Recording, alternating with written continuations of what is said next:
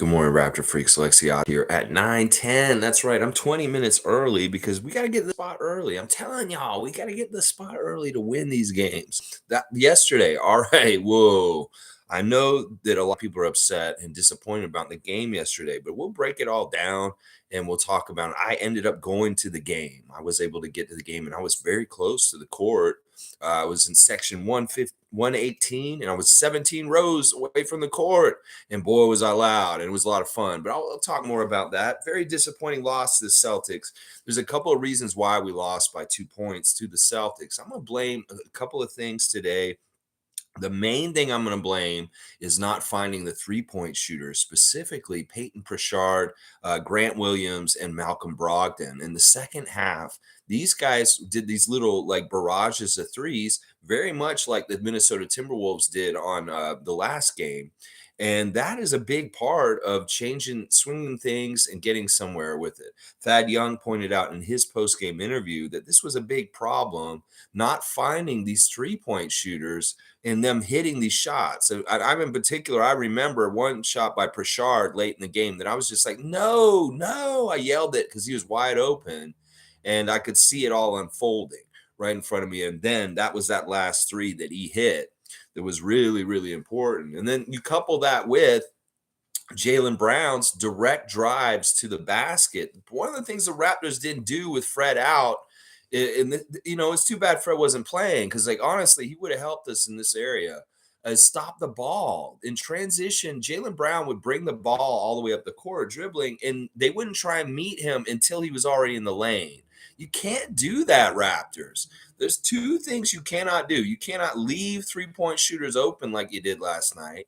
And then you cannot let the ball just continue to come down the court. You have to meet the ball somewhere between half court and the three-point line, meet and engage with the person bringing the ball up because he has a full head of steam. And once he gets in that lane, woo, you can't do a whole lot about him. So in a lot of ways, the things that the Celtics did very well to win this game for them by 2 points yesterday are those two things. This is what Joe Mazzulla said after the game in his interview. He was proud of his guys for not giving up on their plan of attack and executing it offensively. There was tough times where they were not right early, and that he said they stuck to their guns and kept going on what they were supposed to be doing, and eventually it started to happen the way it was supposed to with the three-point shooting. It's all about spacing and getting spacing for their three-point shooters. And Boston was very successful at that late in the game. And I hate that. I hate that so much. But listen, it wasn't just them beating us. They needed help last night. The referees did do a hit job on us last night. And I'm going to outline every single way they did it today. Yeah, because there were a couple of things they did. That whole thing that happened with Ed Malloy, the timeout, the challenge call was very fucked up because basically they played good cop, bad cop on us. Nick Nurse comes to Michael Smith and he says, I'd like to challenge this call. Can I challenge it? And he says, sure. And he says, I call and challenge. And then and Malloy comes over and he says, it's a jump ball call. You cannot call a challenge on a jump ball. And he's like, what? What do you mean? He's like, well, then I want my timeout back if I can't call a challenge. And then Malloy said, we've taken too much time. You have your timeout has been burned and wasted. Nothing. And that was really a fucked up thing where one ref said one thing and then the other ref said another thing, and we got screwed for it, basically. We got screwed for that. That's one ref manipulation that was fucked up because they couldn't, and as Nick put it, is poor administering of the game. And he's right. Because these refs, I mean, listen, y'all are both 30-year refs, motherfuckers, Michael Smith and Ed Malloy. And I'm not mad at Michael Smith as much because he was the good cop in the situation. He wanted to give us a chance to challenge that. He said, sure, Nick, you can challenge it. Well, he did. I don't know what he knew or what's going on with this. Maybe the challenge calls are too new and Michael Smith's too old or whatever. But then Ed Malloy said, no, you can't challenge a jump ball, which sounds fucked up to me, first of all. Because on the play, if you look at what happened with that jump ball, he got fouled on that play.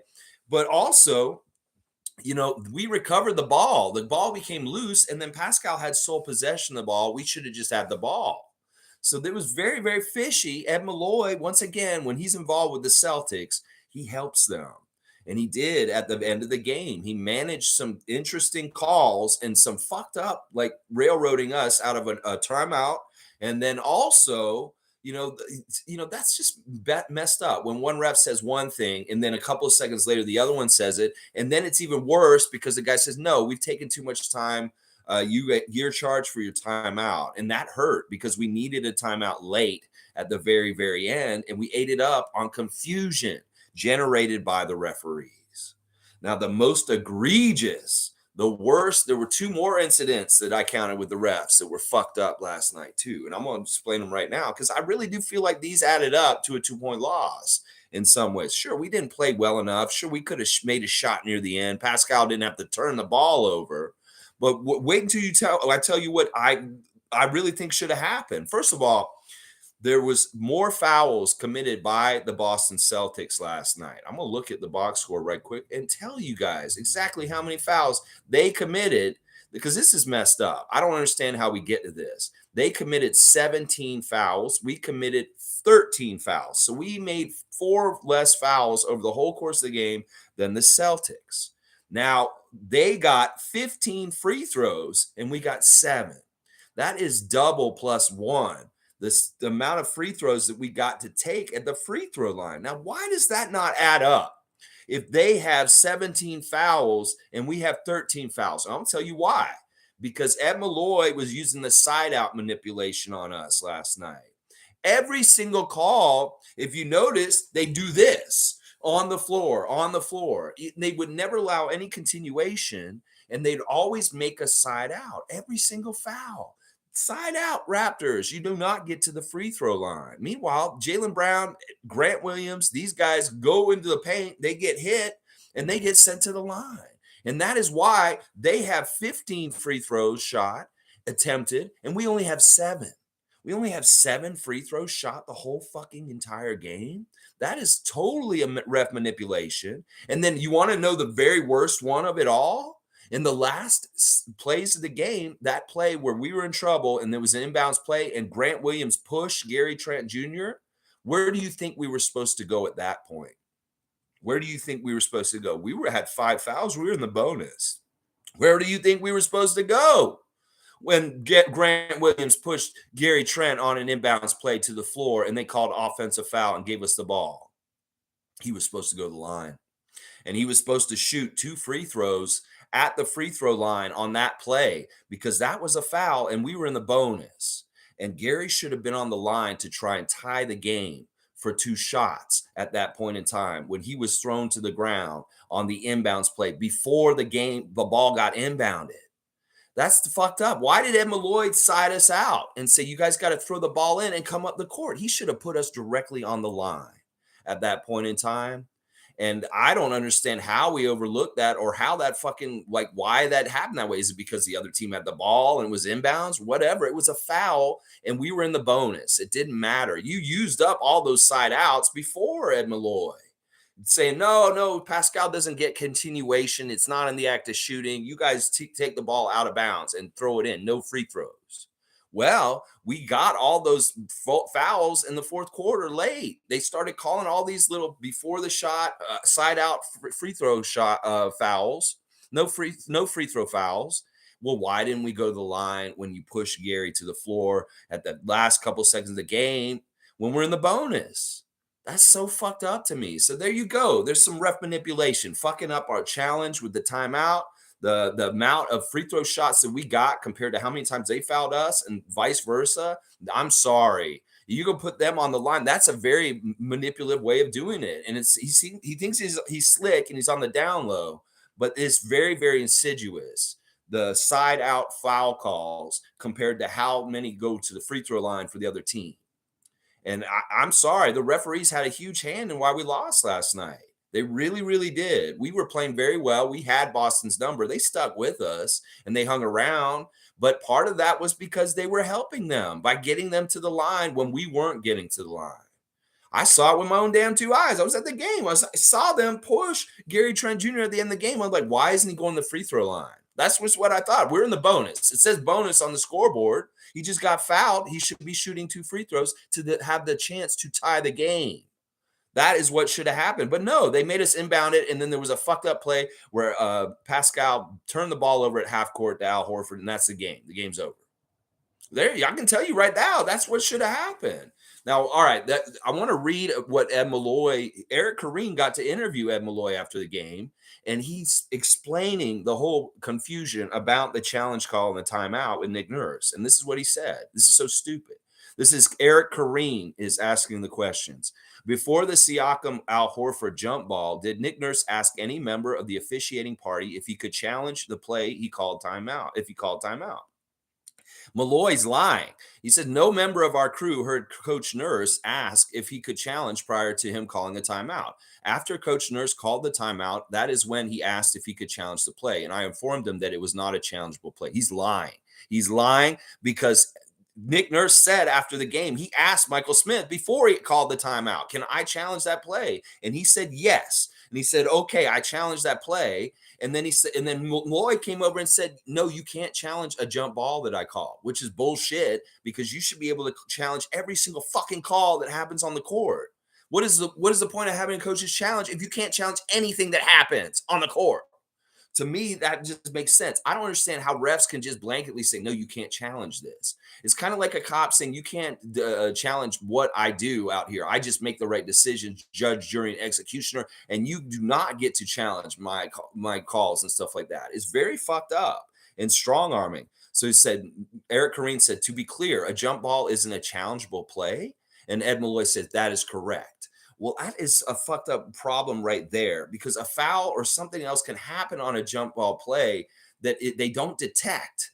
And there shouldn't be any plays on the court that are just saying you do not, or you have no ability to challenge this call. That's a big problem with the challenge calls, NBA. If you're going to have challenge calls, you can't pick and choose when you give them to them. And part of the reason why he says, oh, you can't challenge it is because he knows he's going to be fucking found out that they need to give the ball to the Raptors. And that Ed Malloy is like part of his hit job is doing that, is being a strong arm and saying, no, you can't challenge a jump ball play.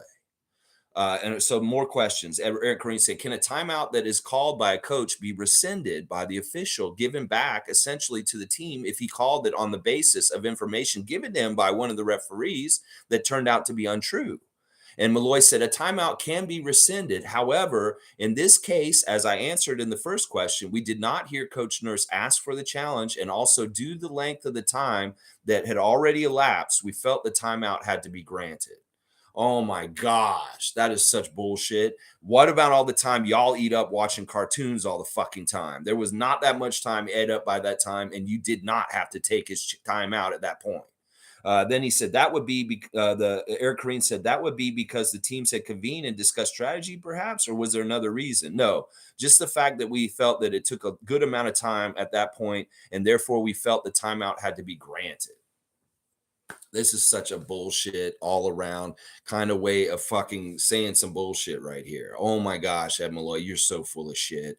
And you did do a ref hit job on us, and we lost the Celtics by 2 points. It is what it is. They didn't play that well, the Celtics. They were actually missing a lot. We played good defense on them at times. As Nick put it, we played hit and miss defense last night. A couple trips down the court, we were very hit and doing very well and making them miss layups and getting the ball off the rebounds. Those were fun. In fact, I felt like I had a part in it. I was yelling defense, and I was the only damn person in the 100s yelling defense the whole fucking game. In fact, when the game started, I started right from the jump ball, and everybody in front of me turned around, looked at me like I was crazy. You know what? Fuck y'all. Y'all aren't real ones. Y'all are 100 dead wood. And I came down there and livened up your wood, and you gave me dirty looks. Fuck all y'all sitting in front of me in the 118 section of the Scotiabank Arena last night. I kept up my chance the whole damn game, and I hope y'all had a headache from it. Y'all sitting there in silence. And I said, y'all, if y'all don't want to participate, I'll do enough for all y'all.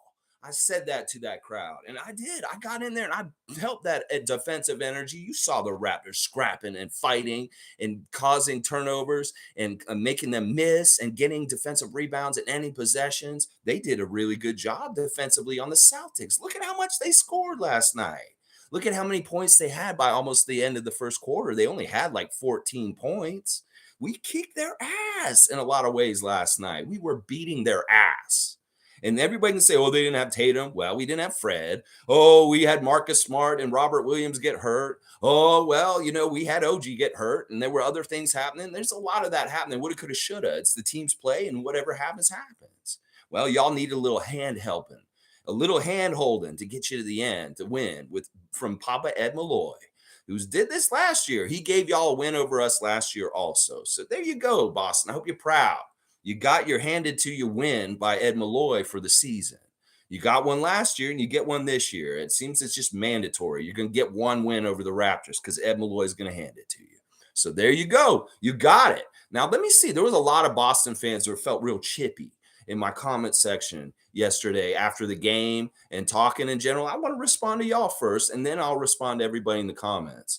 Well, first of all, we had Boston Sports who came in and said, good luck tonight. May the best team win. And I appreciate that. That is good sportsmanship and respect, Boston Sports. You guys are the best team between us right now in the NBA this year. And I will be willing to admit that. We have a lot of problems. And you guys have a lot of good things going. You withstood a lot of stuff for your team, and you ended up winning. But like I said, you had some hand-holding by the referees to get there. Now, Ron Tardif, very interesting comments. You filled it up for me on there.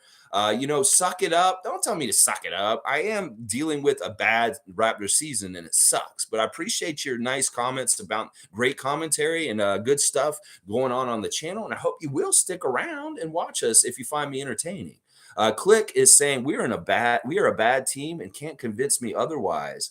Time to strictly focus on development. Time to look at who's in this upcoming draft and lottery and middle or first round. We need to learn how to win again. We need to establish our identity and culture again.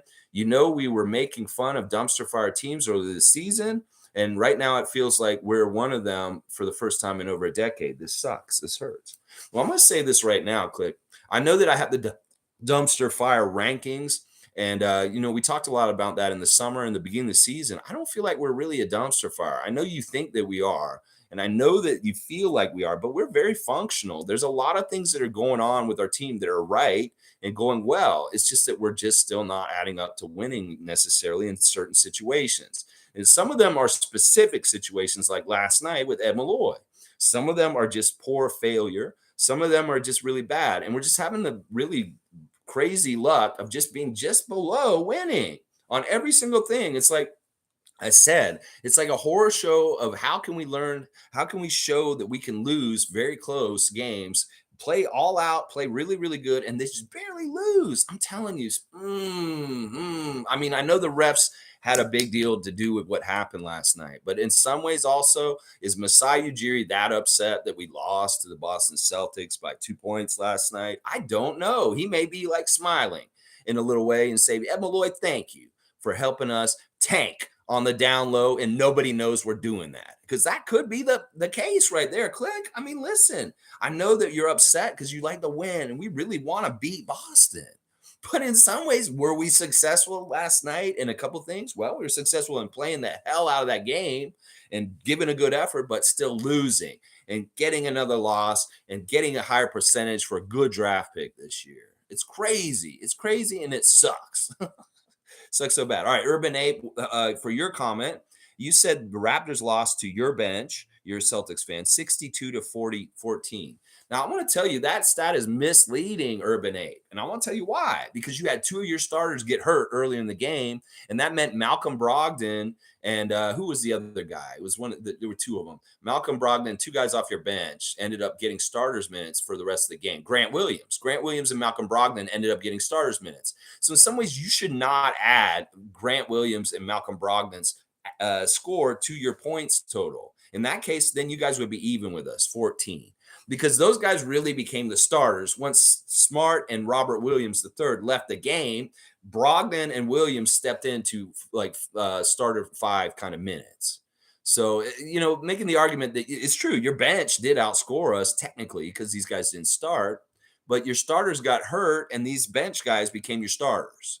So it's really kind of fishy and kind of like, look, you guys didn't play a whole lot of guys either. You really did focus on whoever was healthy from your side that could come in. And on our side, when OG went out, Thad ended up eating up his numbers, his time and stuff like that. So, yeah, it's crazy. It was a crazy game last night. It pissed me off.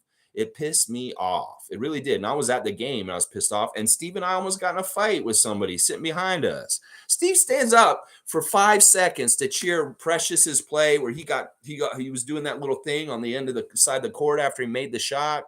And this dude behind us is like, sit down. And Steve turned around, looked at the guy. He's like, what the fuck, man? He stood up for like 2 seconds, and it's a basketball game, and it's late in the game, and it's going well. I'm telling you, sit in the 100, you find out why they all suck, because they're all they're not fans. They just come to the game to just hang out and be seen there. They don't get loud. They don't come back for their seats at halftime. They're all fucking gone. I saw all the problems with down there because I sat in that section last night, and they're not real ones. They're fucking just people that go to the game. They don't give a shit about the Raptors winning. And this guy yelling at Steve for standing, we were about to jump over those rows and beat that man. Because honestly, he bowed up at us. And I said, look, I know this usher that was in our sections. His name's Ivan. He's an old friend of ours. We've known him for 30 years almost. And yeah, you want to go ahead and throw down with the MLSC boys that have been coming to that building for a long, long time. That's who we are. We've been coming to that building for a long, long time, and we worked for that company. We know everybody who works there. So you want to throw down with us, with everybody, with the security, and everybody's our friends? You go ahead, idiot. But yeah, everybody else started standing up shortly after that. So motherfucker, you had people standing in front of you anyway, because everybody stood at some point near the end of the game. Now, the loudness of the crowd got better at the end of the game. We really did get that defense, and that building was rocking at the end of the game, getting loud in those last couple minutes of the game. But man, it is a missed opportunity, but it is how it should be. That's what I'm saying, y'all. Everything that happens in life, in some ways, is preordained. And this is just part of our path that we have to trust. And losing to the Celtics last night by 2 may mean something like Scoot Henderson or Victor Wembanyama. So listen, you can't be that upset about this game, even though it pisses you off because it's so close. You had it in your hand. You had this win. You were about to beat the number 1 team in the Eastern Conference last night, and it slipped through your hands. If fucking Ed Malloy slapped it out of your hands is what had happened. Yeah, Ed Malloy, you had it in your hands. You were ready to win. Ed Malloy, nope, you don't, Raptors, because it's the Celtics, and I'm going to help them win real quick. And that's what he did. He handed it to them. He really did hand it to them. All right, let's see what you guys are saying in the comments, and I'll do my 3 stars of the game. Giovanni's saying full tank mode, ASAP. Trade Gary Trent Jr., Fred VanVleet, and Chris Boucher. If a really good offer comes in for OG or Siakam, move them too. It's tank for Wemby time. Fuck all that. You are exactly wrong, Giovanni. We're not doing a full tank. We're not doing a full destroy. We're not doing a full burn down, tear down. No, half those names. No, none of them are going. None of them going. Maybe 1 or 2 of those guys will go at the most. I'll say maybe 1. Very unlikely that it'll be 2. And the rest of them are all staying. So I'm sorry, bro. This is overreacting. This is overreacting because you know what? This is what Precious said. This is what Nick said. And this is what Pascal said after the game. We're this close. These guys are confident that we're good and we're going to play good. Look, we played against the top team in the Eastern Conference yesterday and we whooped them for most of the game. They barely won by the skin of their teeth. We're a competitive team. We're a good team. The win-loss record doesn't show it, but we are a good team. And we're just managing to lose just barely. Just barely. We play so good. We're actually a very good team. I mean, look at how good the Celtics are, and look at how we kicked their ass for most of the game last night. You tell me we're not a good team? That's the number 1 team in the league in a lot of ways, and that they are kicking everybody's ass like crazy. They're on an 8-game win streak. Now they're on a 9-game win streak. You gonna tell me that we're a bad team when we can hang with the Celtics and we can actually pretty much beat their ass for most of the game? Yeah, we're not a bad team. We're this close. And as Precious says, be patient with us. We're almost there. That's what he said after the game. Seriously. That is what Precious said. So no, none of this, Giovanni. You may be good with the money, but you're not good with realizing when we need to tank and not tank. We don't need to tank. We're going to lose anyway, apparently. So there's no tanking. And there's no shipping everybody out every which way either. Nameless is here. Good to see my good Italian friend, Nameless. The losses no longer bother me. It's kind of fun trying to find the bright spots. I've accepted our fate and understand how injuries can derail a season. See, this is the better attitude. And look, there were so many bright spots from last night. Like I said, we just hung with the Boston Celtics, who are the creme de la creme right now in the league. Their record is so good. They've been killing everybody. They come across everybody. I bet you if you ask those Celtics players who's the better teams in the league, they might tell you the Raptors are really scary and annoying and we hate playing them. And if we have to name 5 teams that we hate playing in the league, the Raptors are in that top 5. You know, you can put every team in the league, and I bet you Boston knows just how good we are, and that our record does not reflect who we are, and that we are a way better team. So it's like, yeah, the losses, in some ways, I was like, yeah, okay, whatever. I was hoping because I was going to the game and I was at the game that we'd win. It was like, ooh, I want to be that powerful, like, energy that comes in the building and helps will them to the game, like my own ego. Well, it didn't happen that way. We lost. And like I said, Ed Malloy was a fucking big part of it. It really was Ed Malloy to a degree. Peyton Pritchard hitting threes, big time, wide open, hitting those wide open threes, big time. Grant Williams, great game. Really big reason why y'all won. But Ed Malloy ultimately like handed it to you. He really did. He really did. Because it's like he was the most important person in the last minute with making decisions. And that fuck over with the challenge called timeout thing. And then, like I said, why wasn't there free throws for an offensive foul when he was pushed on the inbounds? We were in the penalty and we should have been going to the free throw line. It's when they designate whether we go to the free throw line or not is a really fucked up way. That's the way Ed Malloy controlled this game, the whole game. Like I said, go look at the free throw numbers. Look at how many fouls committed by the Celtics, 17. 14 fouls committed by the Raptors. And why does the Celtics have 15 free throws and we have only 7 for the whole entire game? And we lose by 2? Oh, yep. Okay, then. Naco the Nachos here. I wasn't able to catch this one. Don't know why Nurse wouldn't play Wieskamp. Also, Nurse wasted a timeout. He did. All right, listen. Some people are upset with him because there seemed like there was a transition that Nick took away from them. But this is what he said in the interview after the game. He said the team was playing too wild at that moment, and he wanted to get them set up for a set play. And that even though we may have had a transition opportunity to catch them off guard and get down the court, he felt like they were playing too crazy. And he wanted to rein them in and get them a little more organized. And that's why he called that timeout. Now, some people are saying, oh, you fucked up, Nick. Why'd you call that timeout at that time? You broke a fast break opportunity. I trust him on this. And I trust his reasoning behind this. It may be very well that for once he wanted to draw a play up. We've been too critical of Nick Nurse just letting them play and not calling timeouts when we may need to get more organized. So he's doing it finally. Why are we upset with him? Because I hate when he just lets them play through things sometimes. I really do like when he does call a timeout and kind of gets them organized and gets them set up. Maybe he gives them a little bit of a breather. I don't know. Because like at times last night, those guys look tired. Once again, Siakam's worthless in the last 5 minutes of the game. I don't want them to give him the ball at the end of the game. He turns the ball over. He misses shots. He gets triple teamed and he just loses the ball. He's not good at passing out the triple team for some reason right now. He's just not finding people. And I don't want him to get the ball late because he's not executing. He's not converting. He is not a good person for the end of the game.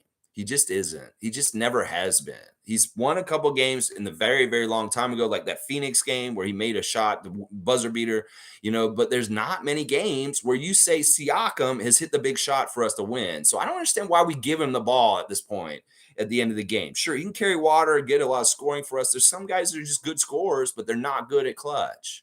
And I just feel like that's just the case with Siakam. In some ways, he's too nonchalant in clutch moments and too careless.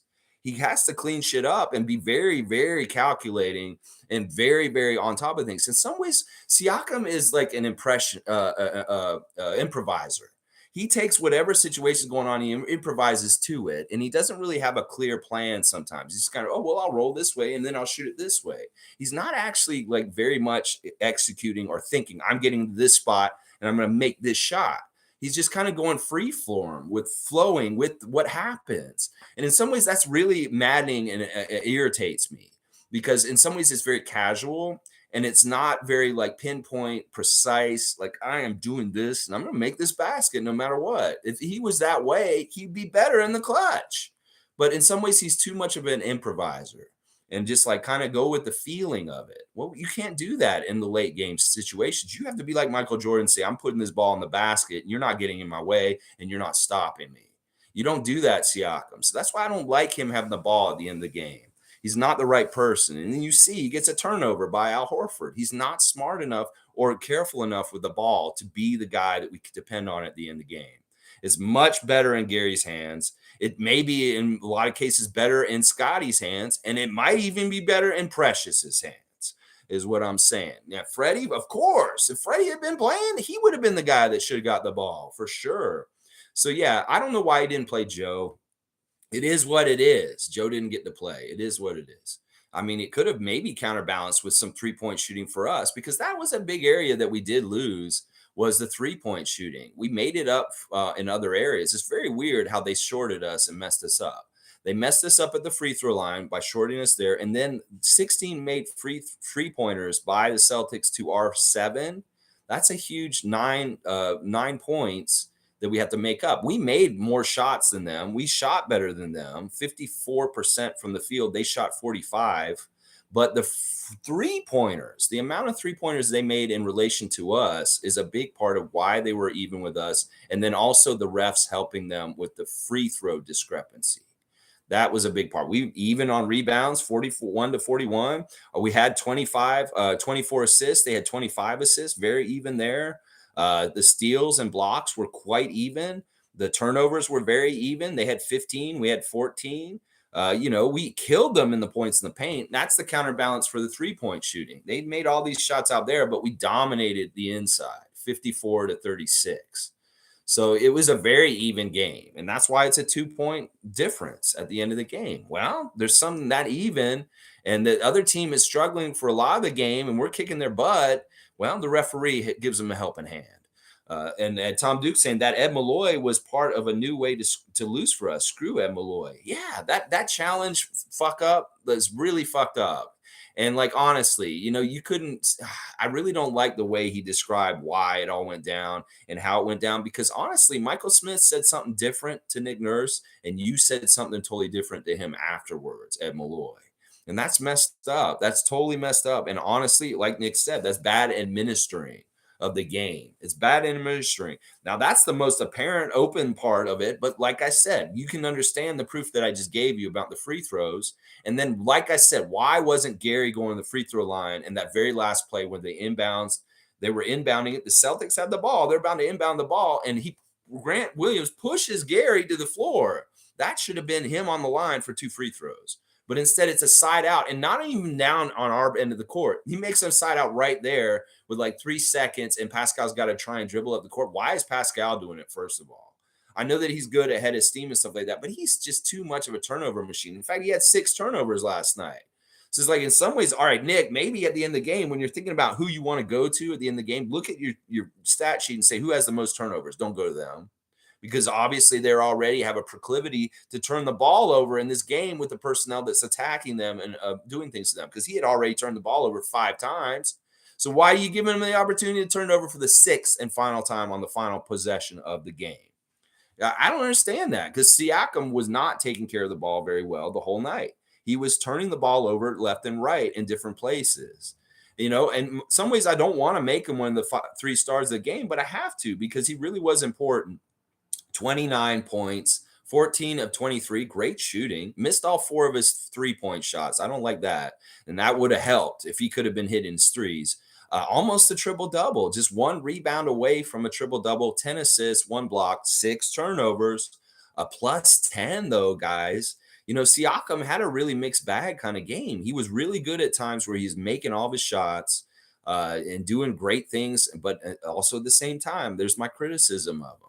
At the end of the game, he's not the guy we need to be giving the ball. I hate saying that, but he is my number 1 star for the game. My second star is Gary Trent Jr. He shot really well again last night, 9 of 17, only 2 of 6 from 3. We could have helped us a bit by making a couple more threes. And those threes came like late. They came very late near the end. It's not like, I wish he had woken up and hit some threes earlier for us. 5 rebounds, 3 assists, 3 steals, fantastic steals by Gary, 2 blocks, +7 at 22 points. So yeah, Gary Trent really good in the mid-range and also kind of attacking the basket with the floater.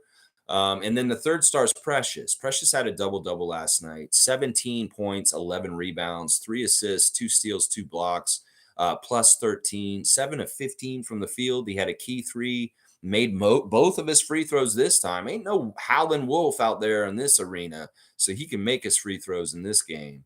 Yeah, I thought Precious was fantastic. His energy is really good. His defense was fantastic. He's just all around, just a real bright spot for us.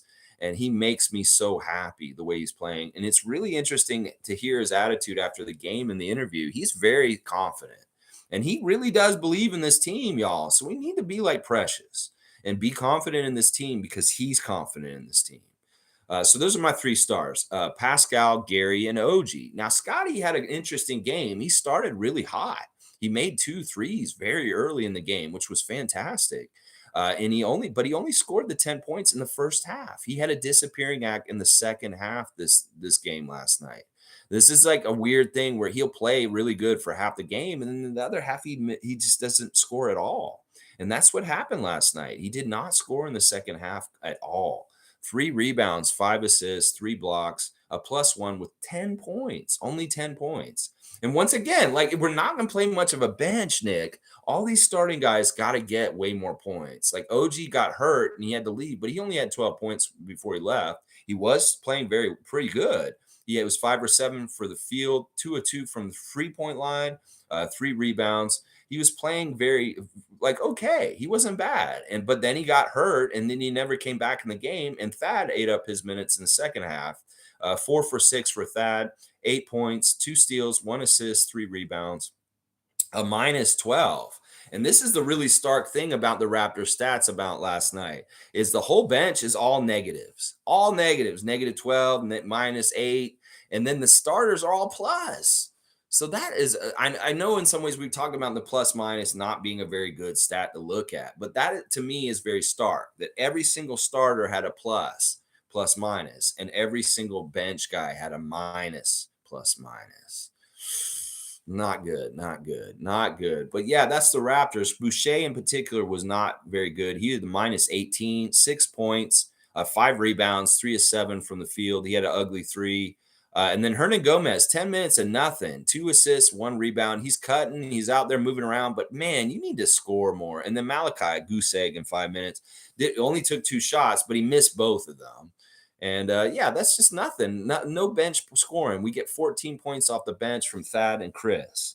But like I said, if you take the 2 big scores off the bench for them, they only got 14 points also. So it's like that's bench comment that the guy made is not totally apropos to everything here and stuff like that. All right, let me see what else you guys are saying. There's a lot to go over. This is going to be a long stream because I listen, I got to do the preview for today. And also, we got to still do a lot of recap from last night because there is a lot from last night. Good morning, Raptor Free Crew. This is Cool Cat. Refs were not calling fouls on our players to go the free throw line. Compare the Celtics cheat code. We lost the game in the beginning of the fourth when Pascal was sitting. That's interesting. Yeah, they started making their runs in the third and the fourth where they would, like I said, they go on these little mini barrages where Brogdon, Grant Williams, and Pritchard were hitting threes. Jaylen Brown also. And that was a big part of it. Those 4 guys with the threes killed us last night. And that gave them the opportunity to overcome the lead that we had in the second half, is that these threes really perked them up and got them back on top. And yeah, once again, we didn't score a whole lot in the fourth quarter. We're having a lot of trouble scoring late. Only 19 points in the fourth quarter, and we'd been scoring very well the whole game until then.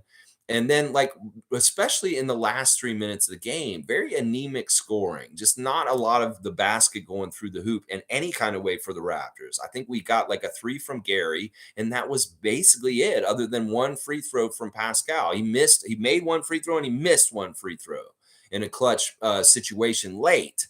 But that's really 4 points we got in the whole last 5 minutes of the game. It's hardly any points at all. It's like our water is cut off. And I don't know if it's completely the defensive effort of the other team is just intensified and we're just not able to score in the last 5 minutes of the game, or what it is. It's just something's wrong with us scoring at the end of the game. And we need to do better as far as being clutch and making baskets and making things happen. Now, Gary's 2 threes late were very key to keeping us in the game at the end of the game because they had actually beaten us. They were ahead of us in the third quarter and the fourth for a bit. And then we overcame like that. We had the lead in the first half. Then they came up back and they had the lead for a little while in the second half. But then we evened it up and was tied with 2 minutes to go. And then boom, Peyton Pritchard hits a three. And then boom, we get Pascal to the line to try and get us closer. He makes the first free throw and he misses the second free throw. It's a 2-point differential. Nobody scores for the rest of the game. Boom, that's the end of the game. That's crazy. That is crazy. Nameless is saying, I mean, at this point, I'm not overly upset if the refs help us along the way of our covert tank. I mean, in some ways, yeah, we could look at it this way. Thank you, Ed Malloy. Thank you. We might as well, Last year, we'd be so pissed about this game if it went down this way in the middle of the season, the way it went last year. Well, this year, it's just like, welcome to the next display of horrors. This is your next window to awful collapse and 2-point loss. You had Minnesota just recently. You can see that horror in the other room. Now you come in the next room. Here's the Boston Celtics horror of losing to 2 points because of a ref hit job. There you go. Isaac Campbell saying side out. Actually, it's going to be a jump ball. Side out. It's going to be a jump ball.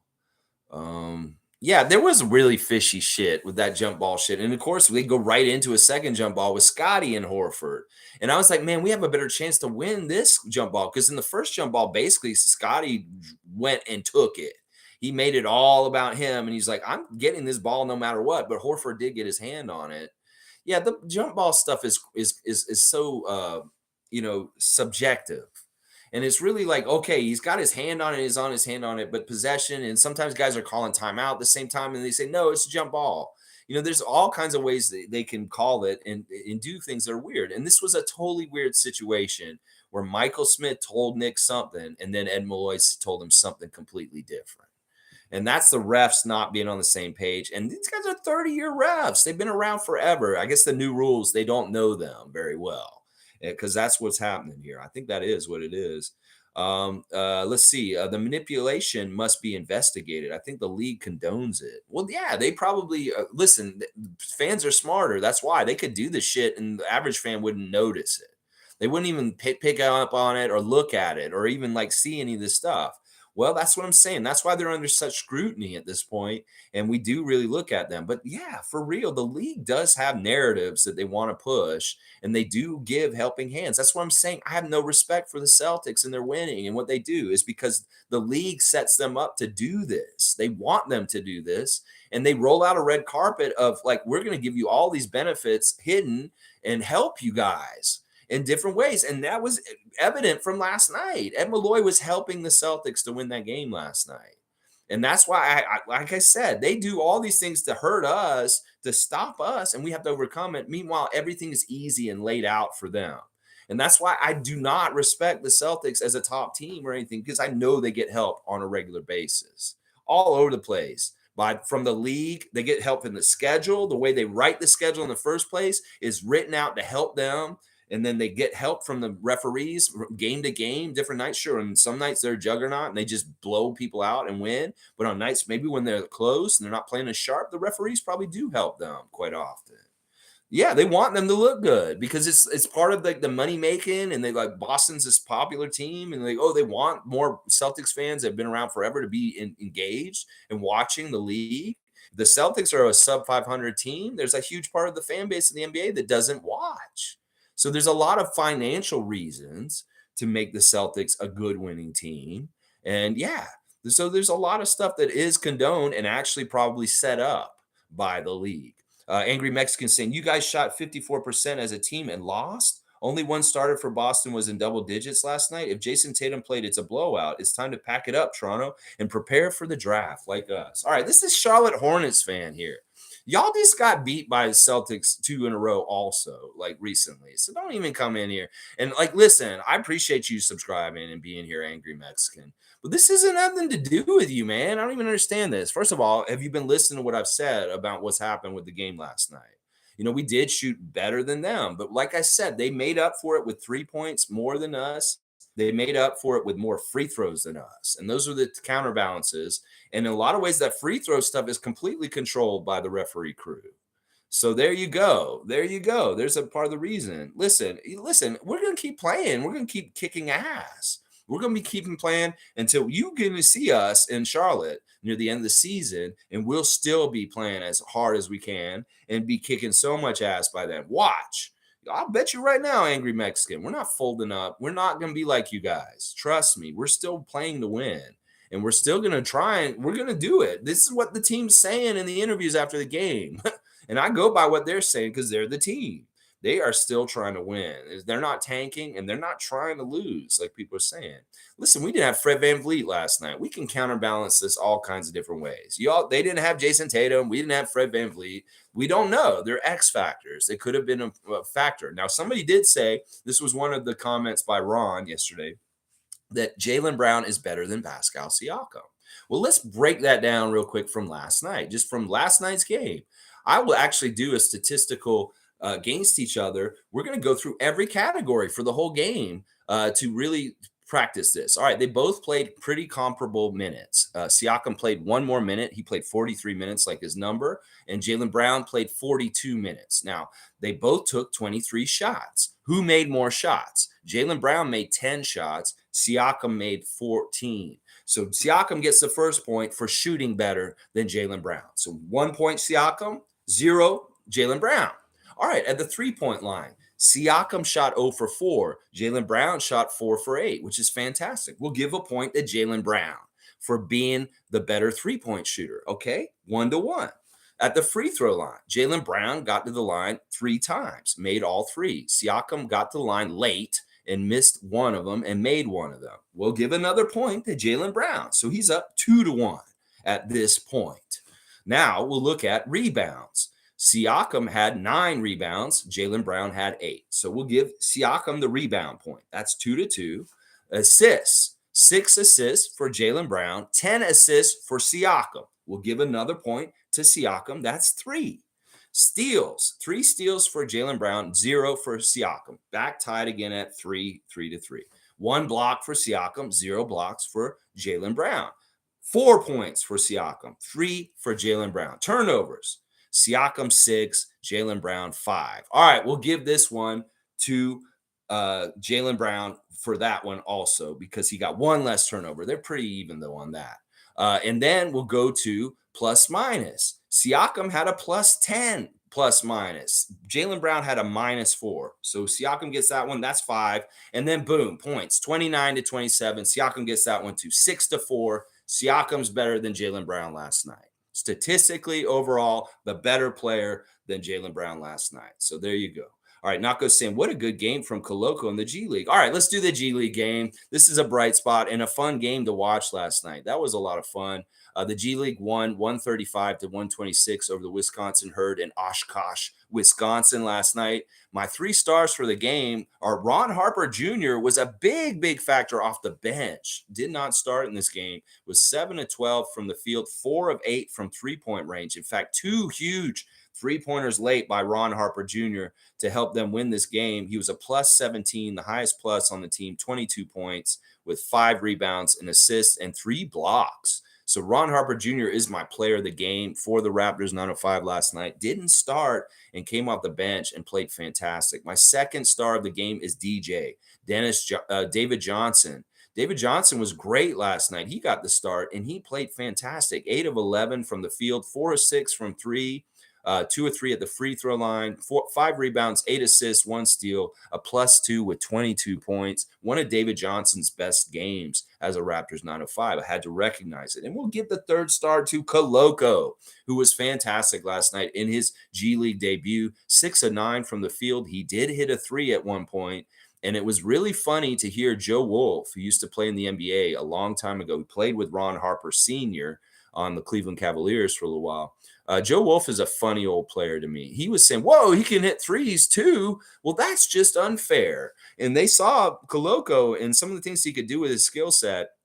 And they were like, holy shit, this guy's going to be very good for the Raptors in the future. That was basically what the Wisconsin Herd announcers thought when they saw Koloko come in and play. He had 3 offensive rebounds, 7 rebounds, 3 assists, 1 steal, 6 blocks, y'all. Koloko had 6 blocks in this game last night. It was fantastic. He was a plus 13 with 13 points. So I could have put Reggie Perry and Jeff Doughton Jr. in those top 3 stars also, because they both got 20 points last night. We had 4 players on the Raptors 905 last night score over 20. This is the kind of production I want to see on the Raptors main roster, from 4 players getting over 20 points all at the same time. Jeff Doughton Jr., Reggie Perry, David Johnson, and Ron Harper Jr., all with over 20 points in this game. Other players of note in this game, Gabe Brown was scorching. He took all his shots from the 3-point range and he made 5 of 8. 15 points for him. It really, really was fun to see Gabe shooting in this game last night. He was scorching. And then off the bench, fun stuff from Ryan Hawkins, who got 2 threes himself. So it was quite a bit of 3-point shooting by the Raptors 905 last night. Very successful, 19 of 40 from 3-point range. Hassani Gravett missed all of his shots, 0 for 3. Morsel, 28 minutes, 9 points. And Epps, 5 minutes for 2 points. And that's basically the Raptors 905. Now, the Wisconsin Herd was short staff. They didn't have a lot of players. And one of their players got thrown out for sassing Evan Scott at one point. And it was really weird because he didn't have a technical already. He just got thrown straight the fuck out. He must have said something to Evan Scott that was not very nice and that he was not having it. And he threw his weight on him and he said, "You get out of here, Bass." And he was even the leading scorer for the Wisconsin Herd in the game up till that point. So that was very interesting to see Evan Scott throw his weight around as a referee on that level and threw out the best player for Wisconsin Herd, like without any warning, really. He just threw him out. And then all his teammates came over and talking to Evan Scott, why did you throw him out? And he's like, well, this is what he said to me. And they were all kind of like, oh, okay. And they let it go. So he may have said something really out of pocket to Evan Scott, and he just tossed him. You're out of here, bro. But fantastic game by the 905. At least we got that win. And I really like seeing Christian down there. Now, I don't like what Pascal said after the game about Christian going to 905. He said, yeah, Christian wasn't very happy about going down there, but I told him to make the best of it. And this is the thing, Christian, man, you put it on blast on your IG that you were going down there. So it seemed like you're a little bit proud of it. I think this is good for you, bro. You shouldn't be upset about this. I know that Siakam said guys that go down there, sometimes they never come back. And you can be a little worried about that. But honestly, man, you think the chances of you not making it back from the G League to the regular roster are very high? Seriously, you're going to be coming back. We have a lot invested in you for the future, and you're a stud. You're going to be so good. Get this extra time down there. This was a really good opportunity for you, Christian, to get some of your offense that you don't get to do in the regular roster going down there. We saw you taking little short jumpers. We saw you doing little baby hooks and you doing more offensively.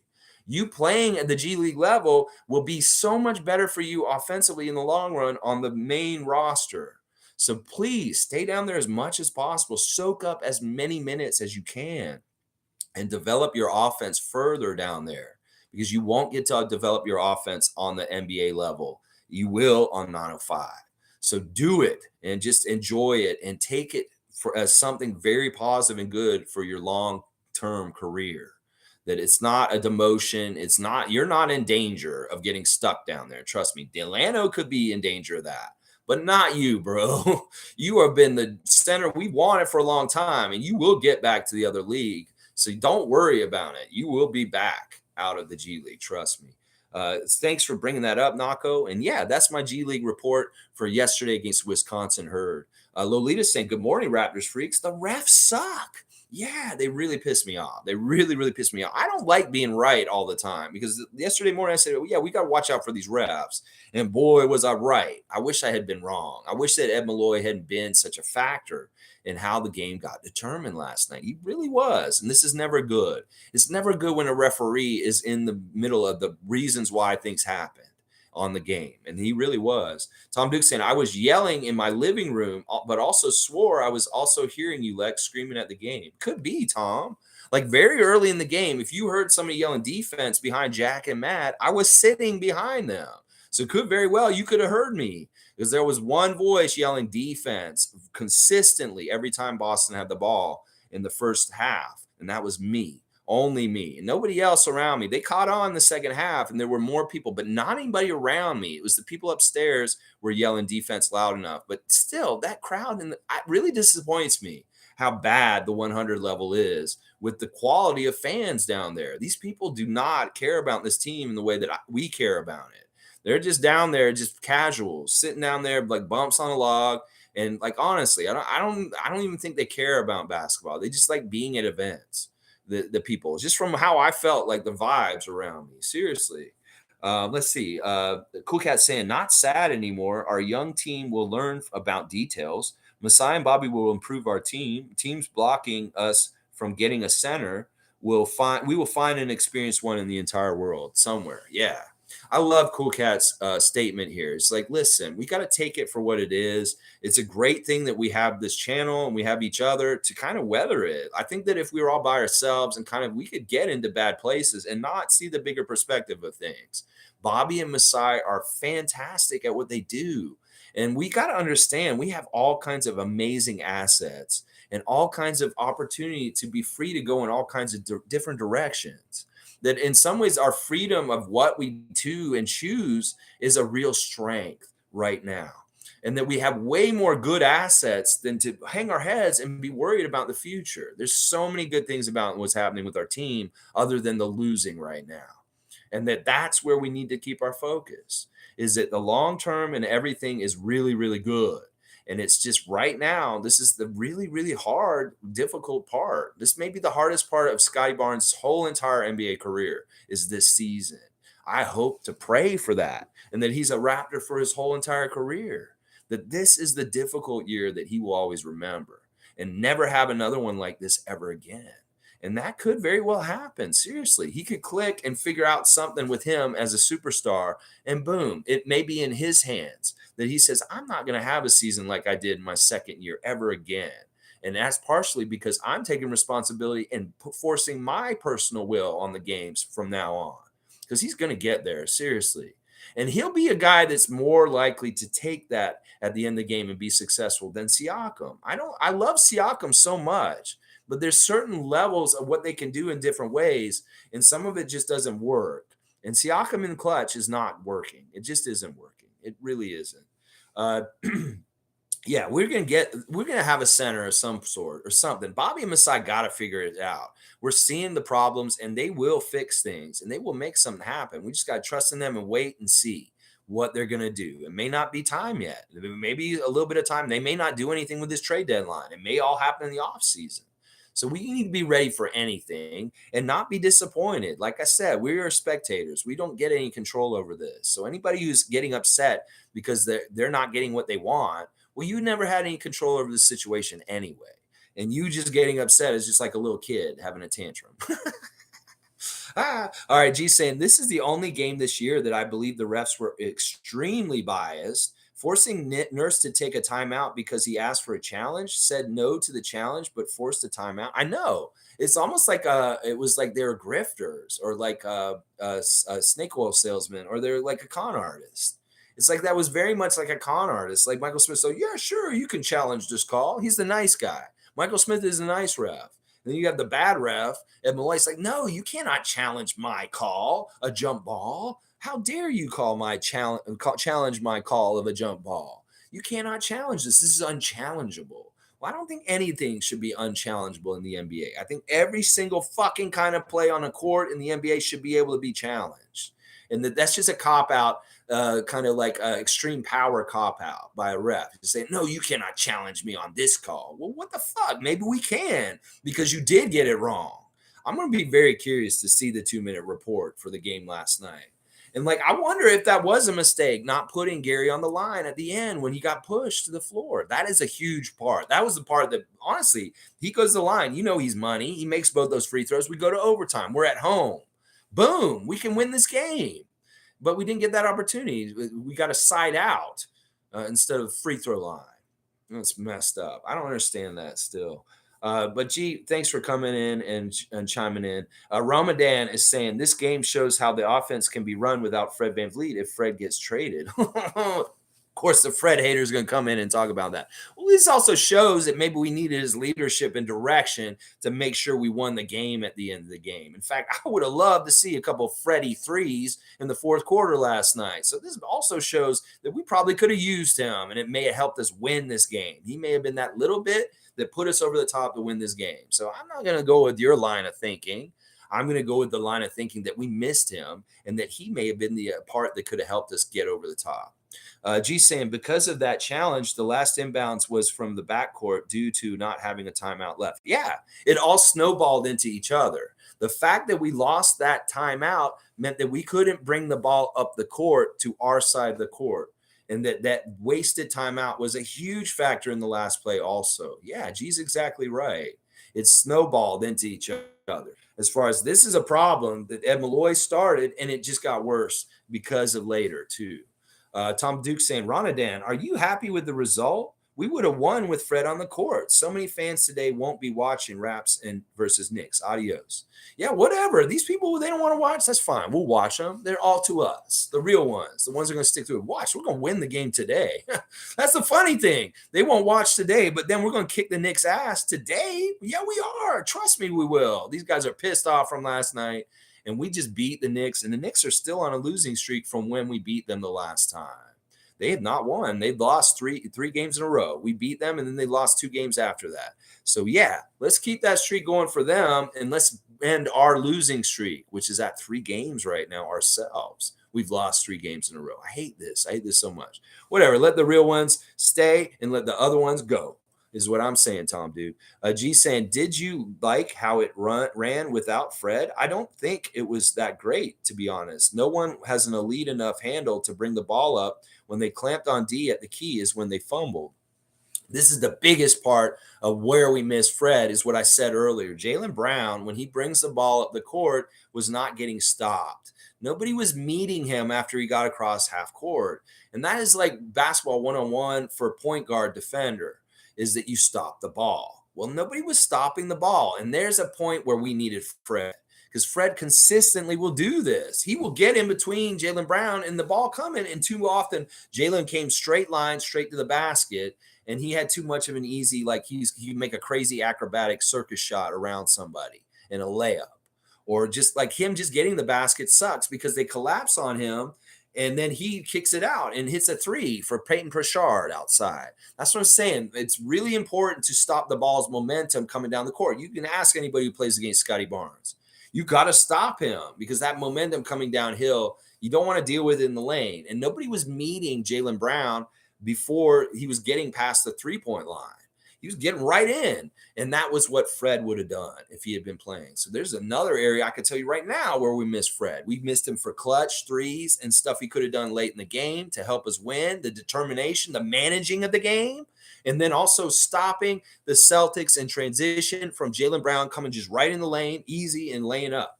That's Fred right there. So I can't agree with Ronadon on this in any kind of way. Any kind of way. Click saying our bench is fucking. All right. I know Click. Listen, I like Click a lot. Click, but he is very, very down on things right now. He's upset. And I understand. I understand what's going on with Click. And I understand that. I understand this. But I'm still going to try and win you over to try and see the bright side, Click, no matter what. No matter what. Our bench is fucking dog shit. And I'm pretty sure we're the worst defensive team for guarding 3-pointers. We let Peyton Pritchard hit daggers. Fucking ass. Yeah. And when I saw that whole play unfold, like I said, I was like going, no! I yelled it like a second before he actually caught the ball and made it. It's like I yelled it. And Nick even had a reaction right at that moment that he saw his defense break down and he went like this. And then Pritchard hit that dagger and that big shot to win. That was the most important shot at the end of the game when Pritchard put them ahead with that 3. And yeah, I mean, listen, I don't know if our bench is dog shit or it's just Nick Nurse does not know how to use a bench. It's really crazy how bad our bench is. And like we see every other team have these role players that come off the bench and contribute in big ways. Why aren't we allowing our bench guys to have those opportunities on our team? We just really, I hate this premium like mentality that Nick has. He really just wants the premium all the time out there. Well, none of these guys are getting a chance to build something going good. And I still don't understand it. This may be the one thing that makes me want to fire Nick out of all of them. but I don't want to fire him still. But this is maybe the one. The inability to use his bench correctly or get anything out of them is pissing me off the most. I agree with this on Click. Our bench is fucking dog shit. And it's not totally their fault, though, or the players. I don't even think it's the GM and them not getting good enough players to the bench. I think it's Nick just not utilizing them correctly or enough. Yeah, it pisses me off. Cool Cat saying, I want us to get a good top draft pick this year again. We need good depth players. That's how the Celtics, Golden State built their team. Well, it looks like that's what's going to happen. Looks like we're just going to end up being a lottery team, and we're going to get another high pick this year. And that might not be a bad thing, considering we've gotten, we think about the last couple of drafts we had, Barnes, Koloko, and then if we get another really good young player this year, well, that could be starting of that nucleus, like the future, like really young nucleus that in like 4 or 5 years, bam, hopefully they're really, really, really kicking a lot of ass. So we'll see how it goes. All right, let's see. Jimmy Pope's here. Sour taste in my mouth. You know me. I want to be positive, but 7 games below 500. Let's hope for a miracle. Maybe win 10 in a row. Laughing my ass off. Yeah, listen, I don't know. I'm looking at our record. I'm like 20-27. I said that after the game last night. I was like 20-27. That's a record right now. I'm like, what the fuck is this? The 90s? And we're the expansion Raptors all over again. 20-27. We won only 20 games the whole entire year one year. Or back then. And I'm kind of like 18 in one of them too. Yeah, we're going to win more games. We'll end up, I don't know, like if I had to guess where we're going to end up with our record by the end of the season, I'm going to hope that we get between 35 and 40 wins. And that it's not really like going to be over 500, obviously, because that's not over 500. But I would say between 35 and 40 wins, I'll be happy with by the end of the year. I know we're going to have a losing season this year. It's going to be too hard for us to overcome this deficit of 7 games under 500 because we just don't get enough wins over the losses. The losses are collecting more than the wins right now. And it's just going to be too hard. So I'm tempering my expectations. And at this point, I want to get between 35 and 40 wins for the season. And that, getting 15 plus more wins by the end of this year is very doable. And it seems like it'd be a good goal for them to have. Get as close to 40 or 41 as you can. If you can get 41 and be at 500, that's fantastic, Raptors. If you can get over 41, that's great. But I'd like to see between 35 and 40 for sure. Because it shows that you're kind of like, and I know some people say, well, we need to just lose as much as possible so we have the highest chance to get Victor. Still, I don't like that. I still want to try and win as many games. And even if we're like somewhere in the lottery, like we could get the 6th pick or the 4th pick again. Ooh, that'd probably be a good player anyway. But I appreciate you, Jimmy. And I know you can't be totally positive right now. It's really hard to be. But, it's what it is. Ronadan saying also, players get touches. The ball moved among players. The offense is also moved in a faster pace instead of the usual 5-out offense and ISO due to game being slowed by Fred. All right, listen. First of all, Ronadan, our agenda here is not to tear down Fred or talk about shit about him. He is not in the game. He's not a factor in the game. So in some ways, he should not be talked about today. So any more Fred VanVleet comments from this point will be a strike for you. It'll be so you might want to start retracting messages before I get to them right now. Because, yeah, I'm not going to tolerate Fred hate, especially when he didn't even fucking play in the game. So, yeah, woulda, coulda, shoulda. We could say all kinds of bullshit about Fred being in the game or not being in the game. None of it matters. He didn't play. So this narrative you're trying to push, you're going to have to check it or you're going to be checked out is what I'll say. I'm a fun guy saying, gotta heavily disagree with you, bro. We are not a good team at all. Laughing my ass off. Celtics were missing like 3 starters. We can't keep saying we're a good team anymore. Facts deny that. I know you disagree with me on this, fun guy, but I'm taking it from the horse's mouth. I'm taking it from Precious Achua's mouth. I mean, these guys are on the team. They understand things. And Precious is standing there saying, guys, we're good. Trust me. We're good. We're just this close. And maybe that's part of it. We'll be that good, but we just lose. I'm telling you, fun guy, we're losing on purpose. I have a feeling on the download, somehow, some way, there's some of these games we're losing very much on purpose. That this is totally by design in some ways. It's like in some ways it's not good that we're losing, but maybe this is partly like, they don't care. And that the part of it is that they do want a good draft pick this year. So we got to figure out what is the objectives. What are the goals right now? I'd love to win games and win all these games. Sure. But if we're not going to and we lose by 2, it's like somebody on Twitter said last night, this is like the perfect game for what we're trying to do with the Raptors right now. Play really hard, play very well, compete, do a good job against top teams, but lose still inevitably at the end so that we have a good draft pick. I say we just did a perfect game last night in some ways, because in some ways we don't want to win right now. That's what the tank people want. So the tank people could be happy. We saw an exciting game, very competitive. We played the top team in the East toe to toe in a very tough way, and then we lost by 2 points. I say that's a win in a lot of ways. I can spin it that way because, like, look, what are we trying to do this season? Are we trying to win or lose? Well, it might be that we are trying to lose and we don't even know it. So, I mean, look and listen about people missing. I hate this talk about this week, especially. There's people, Jason Tatum didn't play last night. We didn't have Gobert and Towns. We didn't have Middleton and Antetokounmpo. Yeah, sure, we're losing the teams without their best players. But fuck all that. These teams are good. These teams have good secondary guys, next men up guys. They're waiting and biting at the chomp to do something in the absence of these guys to be better. You don't think Anthony Edwards wanted to step up and play really, really well in the absence of the Twin Towers, who've been choking him in the lane from stopping him from going off and going crazy? Yeah, he did. You don't think Drew Holiday wanted to step up and show that he's an important part of the Bucks team in the absence of the 2 All-Stars? Yeah, he did. That's the same thing last night. Grant Williams had his career game for his whole entire career against us last night in the absence of Jason Tatum. Now, those guys getting hurt, that just happened during the game. But we had OG hurt and we had Fred hurt also. So I'm saying the injuries happen on both sides, and this isn't a valid thing to destroy us or tear us down. I don't care if people are missing on the other team. Sure, that makes them better. But in some ways, the Raptors are the kind of team that rises to the occasion if Jason Tatum's in the lineup or not. Like, they may have an extra push because Tatum's out there. And in fact, I've even thought that Tatum hurts them when they play us sometimes, that he shoots a very poor percentage and he is a black hole of usage, high usage that's not effective. And in some ways, he helps us if he's playing, seriously, because we guard him really well. He misses a lot. He turns the ball over, and boom, that's helpful to us. So in some ways, your argument about not having Tatum and makes us worse on stuff, that stuff is all garbage. I love you, fun guy. You're one of my originals. But I'm going to say this. You got to stop thinking about it by who's missing. And that makes it a worse loss because guys weren't there. You can't think that way. The guys that show up get the minutes. The same amount of minutes gets played. And the difference, sure, Jason Tatum between Grant Williams is a little bit of a drop-off. But the difference isn't as big as you think, especially within a Celtics system that is run very sound and very good.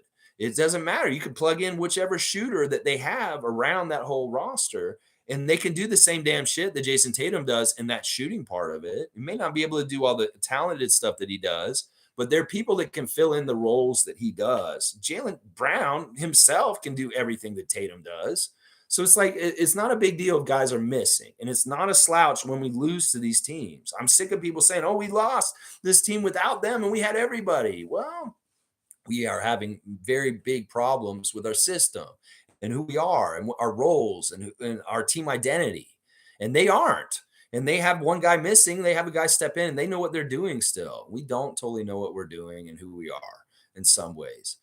So I'm just saying, just be more positive, fun guy. I know it's tough, but like I said, if you guys don't want to watch for a while, just don't watch. If you don't feel like this is a good quality team to watch, nobody's forcing you. And I'm not even going to judge you guys if you go away for a little while. This is a hard season to stay in there with it.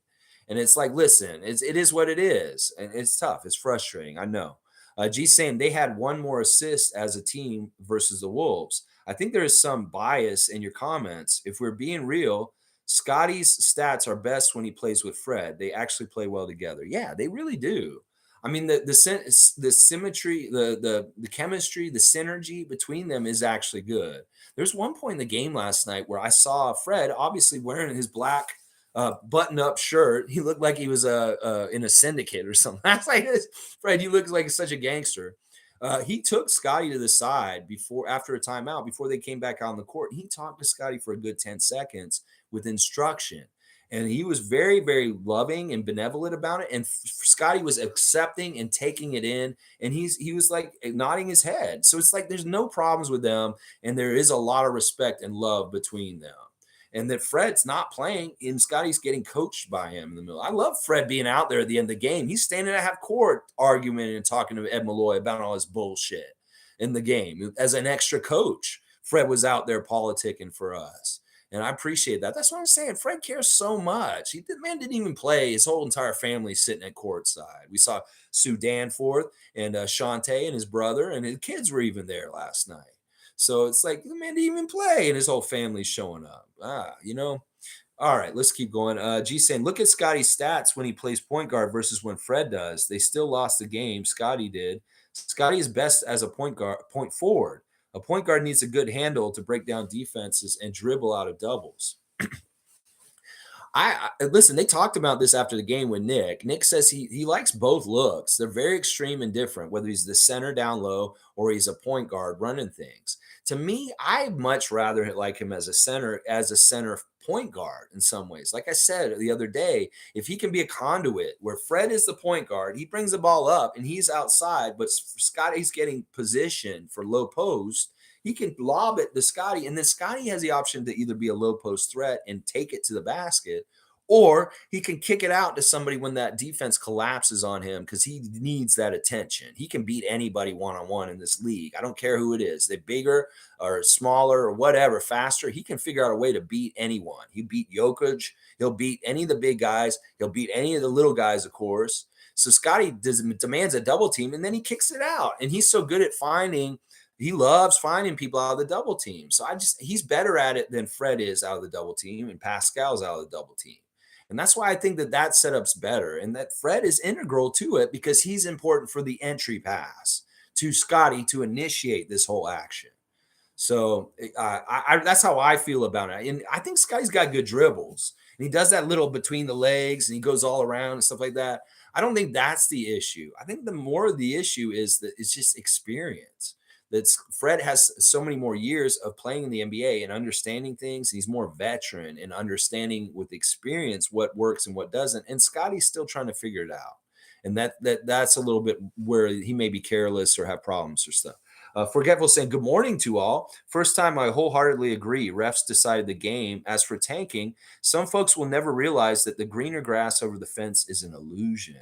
Yeah, that's part of the folly of this. It's like, look, you can tank and you don't get anything for it, but losing culture and becoming a losing team.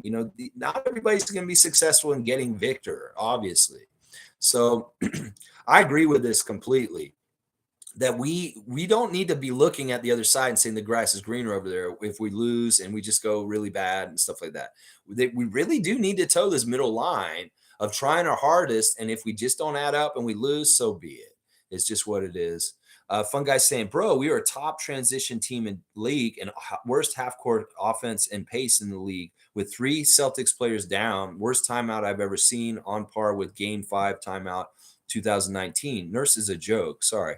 Yeah, I'm not going to stand with this. I can't stand with this fun guy. He's not a joke.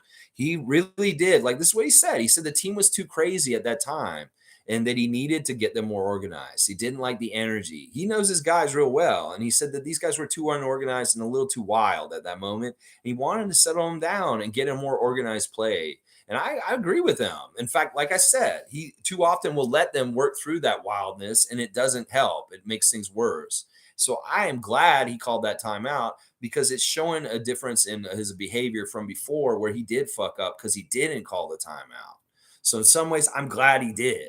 Because, some people say, oh, he took away a transition, whatever. But we don't know. The way we've been going in transition, sometimes we just fuck up and they stop us anyway. So in some ways, I like the set play better. Now, as far as those stats you're quoting, as far as us being the top transition team, but the worst half-court offense team, these are things we could clean up. And in some ways, these are easy things to fix and get better at. So if our weaknesses are really, really kind of things that we could just do a little bit better, if we just try a little harder or just have a couple of personnel changes, that's good.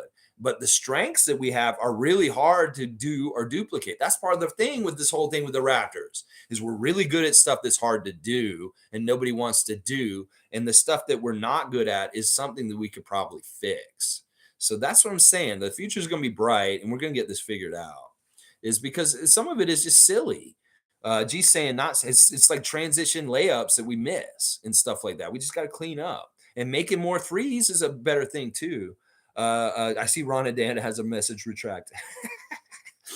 G's saying not saying Scottie can't get there, but being real, his dribble is high, making it easy to pick at. Even if Fred gets traded, they need a true point guard, in my opinion, working Scottie's strengths and passing in the paint. I don't think that Scottie ever will be just solely our point guard. I don't think that that's actually in the cards for him. I think it will be more like Siakam. It'd be more like utilized in a point forward ways, but he'll never ever be like this standard point guard. And we will always need a point guard around, like Fred. So everybody who's wanting Fred to leave just because they want Scottie to just take over being the point guard of the Raptors, that's a really stupid, bad strategy. Because Scottie should not be our just straight up point guard. I may have thought that at the beginning of the season, but the way this season has gone with experimenting with that is not good. And that he could be utilized in so many more effective, awesome ways than trying to waste him on point guard stuff. Because first of all, he's going to cause a lot of turnovers and there's going to be a lot of issues. I don't think his dribble is that bad. I know that Doug Smith's been critical of his dribbling, and some people are saying it's not fundamentally good, but he's actually kind of low. You'd be surprised how low he is. There's other guys on the team that have high dribbles that piss me off much worse, like Delano and Malachi. Those guys have high dribbles that are way worse than Scottie. Scottie can keep it low. Part of the reason why his dribble is so high is just because of how big he is. But because you see him crouch down, and he does all that kind of stuff when he does the between the legs. So I don't know. We do need a true point guard. Scottie's not our point guard of the future. He may be a point forward, but that's on part time with somebody else and a real point guard while they're out there also. I mean, if everybody can pass and distribute like that, and some people say, "Oh, he should just have the ball at the top of the key." No, like I said, he should have the ball in the low post. That's where he should have the ball. He's way better down there than he is at the top of the key. And that's what I'm saying. You need a point guard to feed it to him. And then he can be a passer, just like Marc Gasol at the high post, except in the low post, which is even more better in some ways because he gets that position. And that's just amazing. We got to use that position that he can just get because he just gets position. He does whatever the fuck he wants. You see him out there. He just goes and takes balls. He just muscles his way like he did on that jump ball. He totally muscled his way to make that jump ball be in our possession. And he had it, except Al Horford put his hand on it, and they called another jump ball. So that was totally his effort in saying, I'm just going to go and get this. So, all right, let's keep going. Cool Cat saying Scottie loses aggression and offensive power impact as a point guard, needs more experience or just accept being a power forward. Great weapon for us to have two power forwards. It would move OG to small shooting guard like we did with Kawhi on the chip run. Yeah. See, this is Cool Cat's kind of echoing what I was just saying about he should be still just a point forward. I don't think he'll ever be a point guard, really. And in some ways, we can go a big lineup from time to time for little bits of time where he is the point guard and the big guy running things. That's fine. But he shouldn't be the starting point guard or the guy for most of the game. If it's the personnel on the court with that lineup and he's like the everybody's big and he has to run point guard because of that, sure. But otherwise, I mean, people aren't understanding exactly how much managing Fred does and how much he really does control and try and dictate the game. And we don't have that completely when he's not on the court. And there's some things missing. And part of that was at the end of the game last night. Fred probably would have managed the last 5 minutes of game a little bit better than the personnel that we had out there. Jimmy's saying, this is a good team, just a bad season. And Nick is a great coach. Fuck off. Yes, Jimmy Pope. Bam, bam, bam. That's right. That's the thing. Miami's had how many years of Coach Spoelstra as the coach of the Miami Heat? How many years has Greg Popovich been the coach of the San Antonio Spurs? How many years has Steve Kerr been the coach of the Golden State Warriors? These guys are not given up on in dead years and bad years. The Warriors did not make the playoffs for a couple years. Did they fire Steve Kerr? Did they feel like, oh, we didn't make the playoffs because of Steve Kerr and they got rid of him? With Popovich, recent years, the Spurs have been near the bottom of the Western Conference. Did they fire Popovich because the team's not performing as well? Did they really think that it's Popovich's fault that the Spurs are so bad? No, because they understand who he is and his body of work and just how good a coach he is. Spoelstra's the best example. Spoelstra's been there forever, and there have been really bad teams in Miami where they've struggled and done way worse than they were supposed to while he's been the coach. And did they throw him out and fire him when the times were tough? No, they rode with him. And they benefited from keeping him around in the culture and what he's doing. This is the reasoning right here. Is look, they've had bad years. They've had losing seasons. All of those coaches that I just named. Well, Nick can have them too and still be the same level as those guys. It's just he's having one this year. And Raptors fans need to be patient and stop coming after his head because he does way more good things and smart things for this team than the next guy they'll come in. And I know there's a couple of different people that are changing their tune and saying, oh, we could just change the coach and it'll change things. The coach doesn't matter. And they say, oh, the coach matters. Well, the coach does matter. And you guys think that, oh, it matters because you get a new person and they'll do better than Nick. Yeah, fat chance. I'm going to tell you right now, if the percentage of getting that right is probably more likely not to get that right than get it right. As far as like job security and who's good and who would be good, we're going to have maybe a transition coach or 3 in between getting a good coach between Nick Nurse and the next good coach. So that's what I'm saying. You want to make things even worse and have to try out coaches, and maybe this is a fail. It's Kevin O'Neal. Sorry. Okay. No, this is a Daryl Walker. Sorry. This ain't going to work. You're fired after 1 year. Yeah, we could have a coaching carousel real quick for all you fans that want to toss Nick Nurse to the curb. Yeah, we have a coaching carousel where we have a different coach every 1 or 2 years for like 10 years, y'all, until we find a good coach. So have some perspective on this and follow the Pope of Positivity and me on this one. That no, fuck right off with talking about Nick Nurse out there. If you listen to me just now in the last 5 minutes, I illustrated the way you should look at it. As far as look at the way Eric Spoelstra, did he get fired after a losing season in Miami in the last couple of years? No, he did not. They stuck with him and knew he'd come through. So that's what I'm saying. Click is saying good teams don't just have random bad seasons, and it's not injuries. Everyone's dealing with injuries. We have absolutely zero depth. All right, I'll agree with that last part. In some ways, we don't have depth, and it is Nick's fault to a degree because he didn't develop bench depth on this team. He really does need to start thinking about this, and maybe this offseason he'll think about it from this standpoint. Hopefully, he could do it in the middle of this season. But think about this, Nick. You need to get some bench depth by developing it. Just like you develop a player like Scottie, you got to develop your bench to become something strong and good that you can rely on. And you're not doing that. You're not giving enough development time to your bench to do this. And I agree with this. I wish that we could change things with our depth for sure. Now, as far as the injuries, yes, it is. It does have a lot to do with injuries. It's timing with injuries. Some of these other teams, yeah, they're getting injuries. Like Kevin Durant's out for the Nets now, and they're struggling since he's been out. But it's timing with the injuries. We had the injuries happen at the absolute worst time. We were ramping up. We were doing very well as a start for the season. And then Dallas came with Pascal, and that boom, that really hurt us. And the Precious injury was for so long. And it's not just those two guys. We missed OG at times. We missed Fred at times. We missed Scottie at times. We missed every single one of our players except for Koloko. At any given time, everybody's been hurt. And they do add up and they do matter. Trust me. It's like, listen, you think it's an excuse and everybody deals with them, but they don't all deal with them equally. And sometimes injuries happen for certain teams, and they happen to actually happen in a convenient spot where they can continue to win still because other guys are hot and playing well. Well, you add in an injury fuck up with us, and then boom, everybody's having bad shooting also. That's our season right there. We're having one of the worst statistical shooting seasons for the Raptors in recent years, and it's an anomaly in a lot of ways. Some of these shots are just not going in that would normally go in. Some of these layups are just rimming out. It's just bad luck. It's just bad basketball god kind of stuff happening with us with our shooting percentage. So the injuries, field goal shooting that's horrible. Yeah, that's the season we got. And that's how it happened. And, we're not a good team because we can't offensively play very well. We're a good team defensively. And I think we're a good team like talent-wise and developing and on the up and up. But we're maybe not a good offensive team. We can't say that this year. We're not a good offensive team. And, you got to break it down. And, yeah, good teams do have random bad seasons. If they have serious franchise player injuries for that whole year, yeah, they do. They do. Good teams have a down year because certain guys are missing for the whole 82. Detroit would be way better this year with Cade Cunningham playing right now.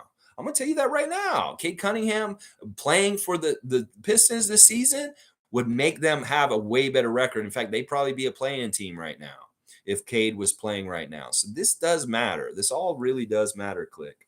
Max is here. Good to see Max. Pascal is too weak. Man, he's one of the strongest people in the world that I know just because of his endurance and his stamina. But it's not even that he's too weak. I think he's just too tired by that point at the end of the game.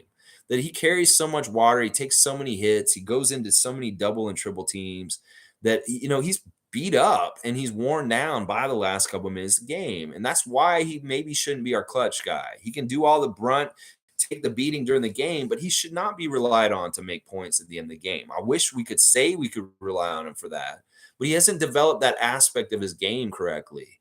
It's like he does all these things in the offseason. Well, maybe this offseason he needs to start thinking about clutch and being tough at the end of the game. And maybe Nick Nurse needs to think about doing better with the bench minutes so that Pascal's not so gassed to be ineffective at the end of the game also. So it could happen from both of them. Siakam, pre-visualize and think about end-of-game situations where you're successful and what you would do in those situations. Magic Johnson, back in the day, said he pre-visualized everything. Pre-visualized making free throws in tough situations at the end of the game where the game is on the line. He pre-visualized taking shots to win the game all the time. Siakam, you need to do this. You need to start pre-visualizing and really start thinking about what you do in the clutch times of the game to help us win. Because in some ways, you're not carrying your weight for the status of who you are on our roster. And I'd like to see that. I wish I could disagree with Max right now because it's a slight. But in some ways, at the end of the game, you are too weak. And I can't disagree with him for that. G saying, in all fairness, Pascal and Scottie may have been exhausted by the fourth. Yeah. Yeah, and that's the thing. The difference between like a week and a half ago when Nick was playing the bench with a good rotation and them looking fresh at the end of the game, and now in the last two games, they look gassed in both games, Minnesota and Boston last night. And that is part of him not giving enough bench minutes or bench time to these other guys and playing them way too long in the fourth. And I know maybe it's like, oh, it's the Celtics. We have to have the premium out there to balance beating them. I don't get that. You could stagger things. You could use enough of your guys. There's too many DMPs. There's too many guys that could be utilized just in spot duty real quick. You played Malachi for a second, and he was a fail, and you pulled him right away. There was nothing wrong with that. I don't care. You could put every single one of those guys on the bench, and if they fail within 2 minutes of being out there, pull them right back out and put somebody else out there. But keep trying different guys and fill up those minutes a little bit more so that Scottie and Pascal don't look absolutely gassed at the end of the game. For sure. For sure on that one. Okay, Ronadan saying that, cool cat. If Raptors convert Barnes as a power forward, then it's time to move Siakam. Having two playmaking power forwards who need the ball in the hands to play from the post will gum up the offense. Okay, once again, Ronadan, you're coming from this like it's us or him kind of thing. It's him or me kind of situation. It's not like that. Listen, Scottie is not our power forward. He's our center. And he can play. He looks like a power forward, but he's playing the center position. And Siakam can play small forward also. So it can all slot different ways. You can slot Scottie at power forward, Siakam at small forward, and you can put OG at shooting guard. This team is not based. This is part of what positionless means. The positions don't matter. And you can't just say, oh, if he's going to do this on power forward, then you can't do this, and you have to ship Siakam out. So I'm going to give you a strike on this one because, honestly, this is kind of the same kind of bullshit that you're doing with Fred, except you just switched to Siakam on this comment. They can all coexist, and that's not what the problem with this team is. It's not that people are taking away from each other. They're actually a real good unit together, and they actually work really well all together.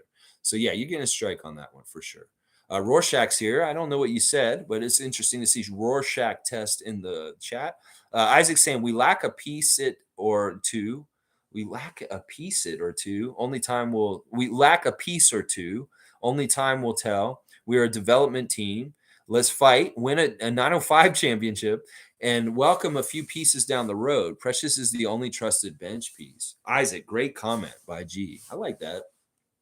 I think Chris Boucher could be pretty trusted. I just don't understand how he goes in and out of Nick Nurse's doghouse totally. I think that he could be trusted pretty good. I know if he played Jeff Doughton on the bench, off the bench for us, he would be very steady and consistent and could be trusted.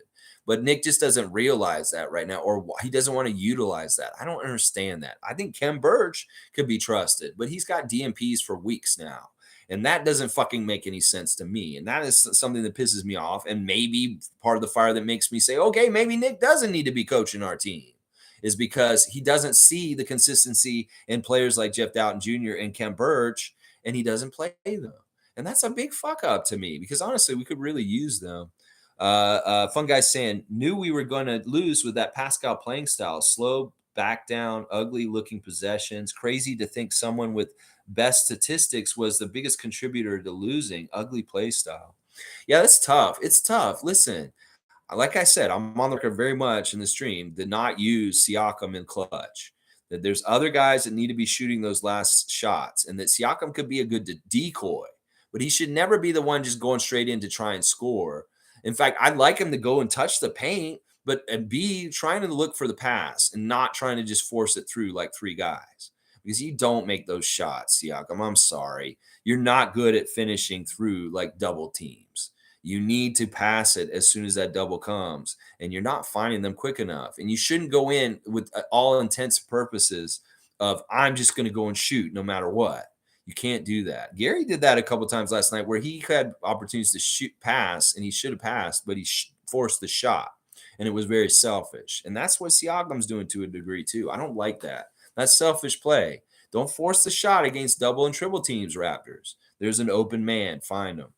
Al Horford made winning plays down the stretch. This is why, for me personally, an experienced big is very valuable and something this team sorely lacks. Not only that, listen to this. Honestly, this is really funny. Joe Mazzulla, after the game, gave a lot of credit to Al Horford for calling a timeout when he should have called the timeout, but he fucked up and he failed. In fact, Al Horford, being that much of a veteran of being around this league, he called the timeout at a point that Joe failed to call it, and he thanked him afterwards. He's like, holy shit, I should have known to call the timeout at that point, but I'm a rookie coach, and you, as a veteran on the floor, knew to call it at that time that was best for the team, and you covered my ass. He said that after the game, that literally Al Horford was the coach on the court that called the timeout that helped him. And this may be part of the reason why Joe Mazzulla is doing okay this season, is because he has an on-the-court coach like Al Horford. And this is so true, G, that Al Horford, he didn't score a lot last night, but his veteran leadership and know-how was very much a determinant in helping them. And yeah, getting that turnover right at the end of the game was big time. So yeah, we could use Al Horford on our team for sure. He's a little old at this point, but if we had a player that's similar like Al Horford on our team, it would help a lot right now. It really, really would. Forgetful saying Scottie scoring will increase when Fred is back. Yeah, that's right. Like Fred doesn't play and Scottie only gets 10 points. Why aren't people saying that? You know, you can spin it that way. Well, Scottie might have got more points last night when Fred was out there setting him up. You know, that's a really good way to put it. Forgetful right there. Good morning to Monique Lawrence, super fan Monique Lawrence. So good to see you. Good morning, everyone. Focused on the Knicks. Yeah, she's looking at the Knicks now. You know what? Let's do a little bit of preview for the Knicks since we talked a lot about the game last night already. New York has an injury. It is Mitchell Robinson. It's his thumb. He's underwent surgery on Thursday, and he will be reevaluated in 3 weeks. So no center for the Knicks tonight. Mitchell Robinson is out, and that is pretty much their only injury. Now, our side, we have a couple more names added from last night, and I hate to see it. Of course, Delano Banton is not playing today. He is out. It's his hip. It was good to see him on the bench with the Raptors and not at Wisconsin. If he's not going to play, I'd much rather him be around the main team as much as possible if he's not getting a sign down there. Day to day, both Fred and OG from the things yesterday. You know, Fred's injury, Nick was saying, is his ribs injury from the Atlanta game. When was the Atlanta game? That was a while. That was like 3 or 4 games back. So Fred's been dealing with sore ribs for a few games now. And I'm glad that he took the opportunity to sit last night. I was very surprised that he wasn't playing last night. I was saying to Stevie when we're sitting there, Fred's not shooting around with them. What's going on? And then he came out. He's wearing all black. It looked kind of like he was in a warm-up, but he wasn't in a warm-up. And it's like, he's not playing. And it was really weird. And listen, this is the thing. Everybody disses Fred and said, oh, he plays hurt and then we suck because he's not good enough. He's not 100%. Well, he's listening and he's not playing when he's not 100%. So y'all can't win with him. He can't win with y'all. It's like he's actually sitting now like y'all wanted him to last year when he would play hurt and he would hurt us and we'd lose. Well, now he's actually saying, Coach, I'm not well enough to play, and he's sitting out. Kudos to Fred for that. But he may not play again today. In fact, Nick said in the interview after the game, he's questionable today. He's questionable today, and now OG's questionable too. And he had no update on OG at that point. And hopefully these injuries aren't that bad, and they will be fine. So there's your injury report for tonight. Otto Porter out, obviously. Delano's out, questionable for OG and Fred, and then Mitchell Robinson's out for New York. Yeah, Jimmy's saying Masai ain't interested in your tank mode. Wines. He's not going to blow up a team that made the playoffs last year over a bad first half of a season. He's the type to hold tight, wasting breath. And I love this too. It's like, listen, we need a confident GM. We need a confident team president. We don't need a knee-jerk reaction, spineless person that'll just listen to the fans and be like, oh, the fans are saying this. I may better please them and do this. No, these guys are badasses. They're like, fuck y'all. I mean, we love y'all. You're our fans. But fuck y'all. We ain't listening to you. We do what we're going to do because we're smart and we are knowledgeable about this occupation more than you are. And, you know, there are other teams that will kowtow to the fans' whims. And that's where they get really fucked up. Like the Knicks are dysfunctional partly because they listen to their fans just like cries of being pissed off about the team, and they overreact to some of the things they do because the fans overreact all kinds of ways. Raptors fan nation, you are some of the biggest overreactors in the world. Seriously. And if our GM acted like y'all, our team would be so bad for so long, for forever. And that's really is part of the secret of success for GMs is to not overreact, not to make knee-jerk reactions, to be very, very calm, cool, collected, and smart about the decisions you're making with the roster. And that you make mistakes when you kowtow to the fans just to please them. And I'm so glad that these guys are smarter than this, that they won't listen to us. They're not going to do this because we think they should do this. Get rid of Fred, or fire Nick. You know, they're smarter than that. Thank God. And yeah, exactly what Jimmy's saying here. They're not listening to tank mode this. Maybe they have a plan on the down low and they're doing it, but they're not going to outright say, yeah, we're just tanking. And as far as like trading everybody away or firing Nick, thank God they're probably not listening to you. Masai Ujiri wants Nick Nurse to be his coach. He's groomed him to be the coach of the Toronto Raptors. He was his guy all along. He was his dude and assistant coach waiting for Casey to finally be done with us. And Casey survived way longer. In fact, Masai Ujiri might have fired Casey around 2013 and put Nick Nurse as his coach at that time.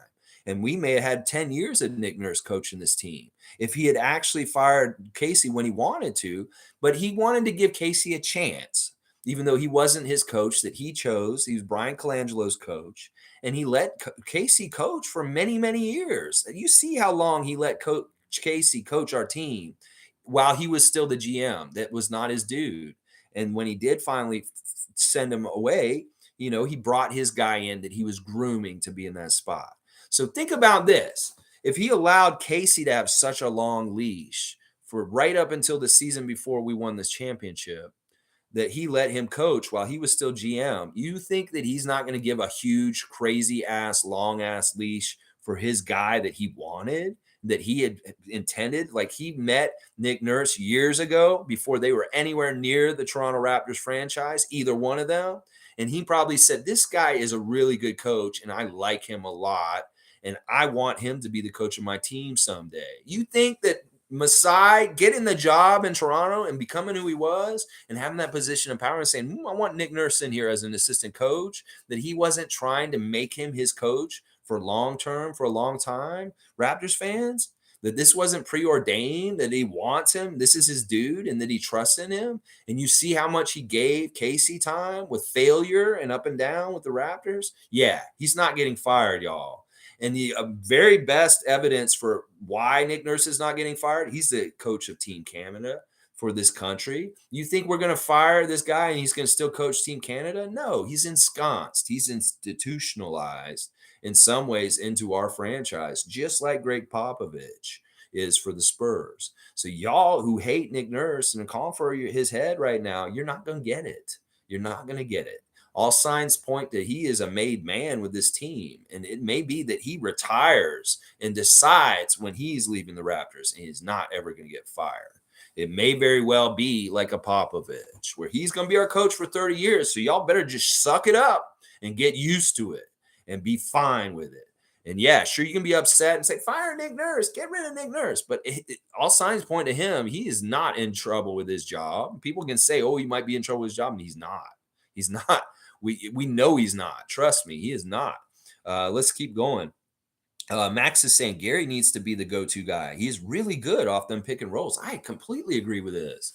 He hit those 2 big threes last night. Finally, he hit a couple of threes.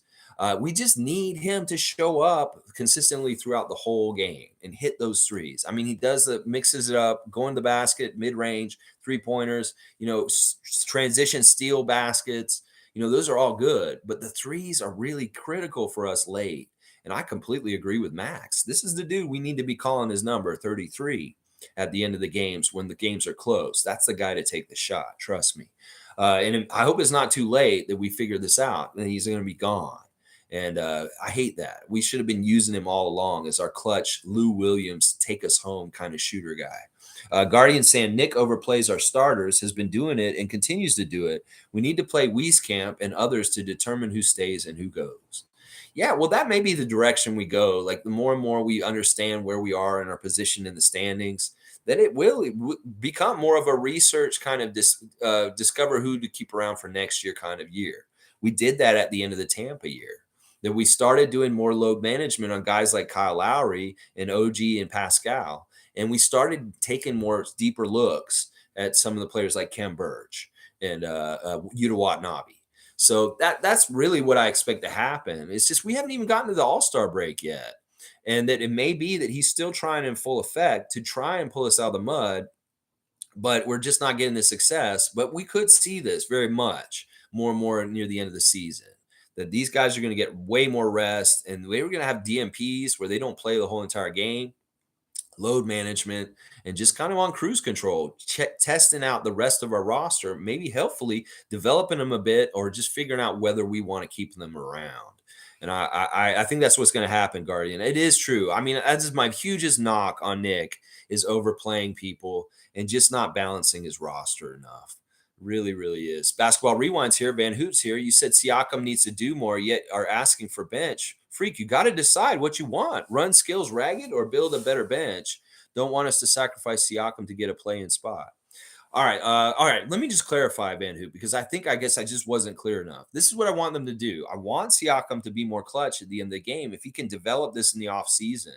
In some ways, it's kind of like DeMar going and getting a 3-point shot. Siakam, you need to just kind of think about this for in the offseason and really get your mentality for end-of-game situations. Now, I'd like him to be that guy at the end of the game, but I don't want him to play so much through the middle of the game. That he needs to get like a 5-minute break somewhere in the first half and in the second half, at least a 5-minute break with the non-game time, 10 minutes, where he's just sitting off the side and just really getting a rest for a good period of time. Is then he'll be fresh at the end of the game, and then he can do the stuff that I'm hoping he can do in the clutch way. So yeah, I want him to do more at the end of the game, but I also do want him to be benched for in the middle of the game more, so he's not so tired at the end of the game. And that's where the bench would get more time. And that's what he did like a week ago. He did this shit like for a couple games, and we won those games, and then he stopped doing it. And now we've been losing again. Nick, figure it out there. So yeah, that's what I mean, Van Hoot. Does that make sense? What I'm saying is like you don't play him all the whole bunch. He still plays like maybe 35 minutes of the game, but he gets more rest in the middle of it, so he's fresher at the end to take the load on his shoulders, the responsibility to carry us home. And I just wish he would be that because he's such a good scorer and he can score at any time and beat a lot of guys. It's just that they absolutely shut him down, and they know how to shut him down by triple teaming him. So it sucks. It sucks. Fiercey's here. Good to see Fiercey Salsera.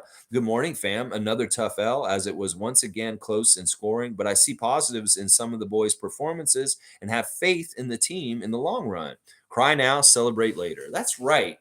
Long-term, short-term perspective, medium perspective, just take all the perspectives. You want to be very much in the minute, in the moment, and feeling like, everything sucks. Sure, go ahead.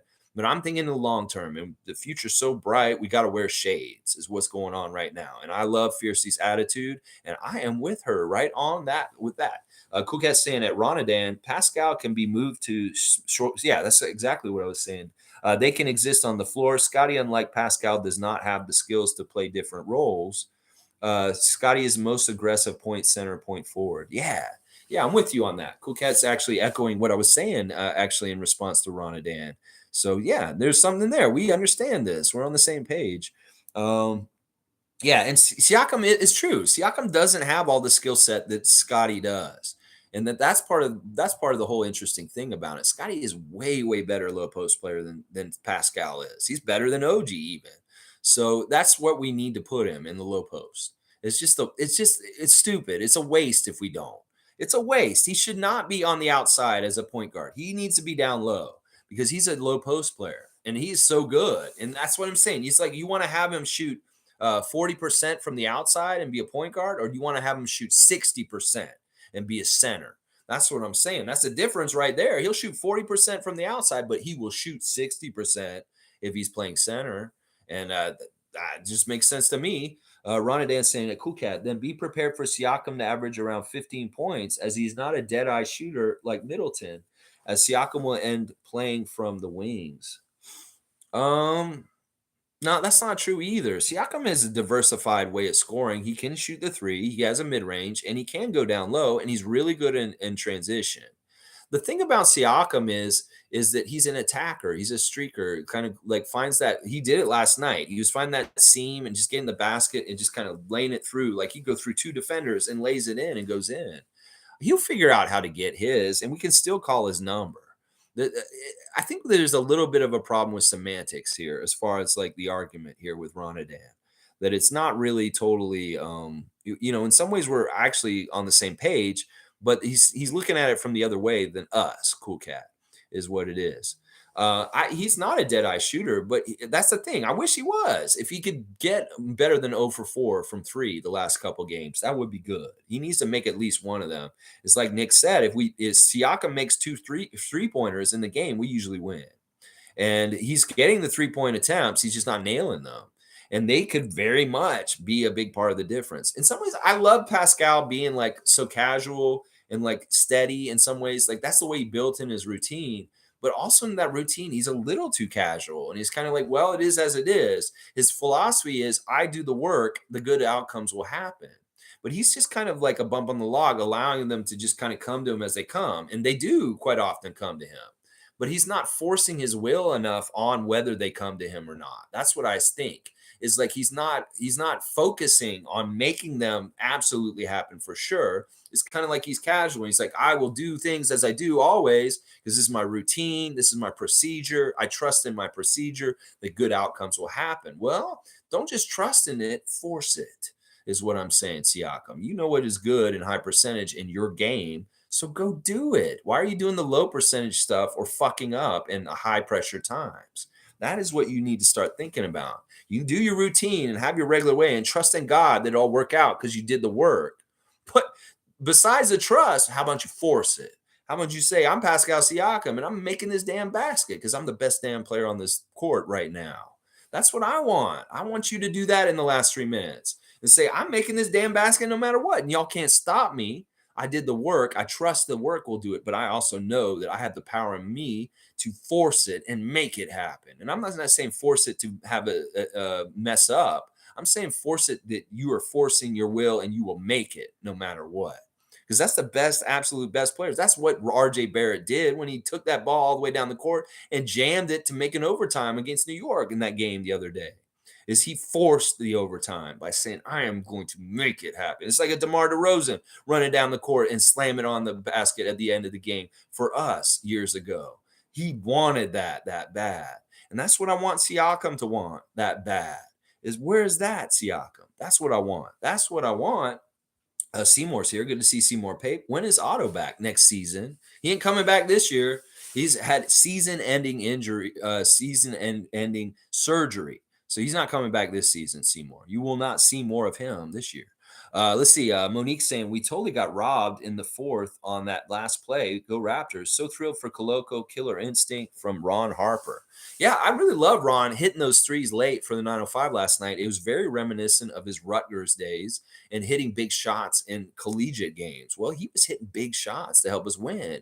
And that is something, that's a factor that I want on the main roster. Is this kind of guy that's ballsy and say, I'm a big shot guy. I'm big shot Ron, and I'm going to take big shots.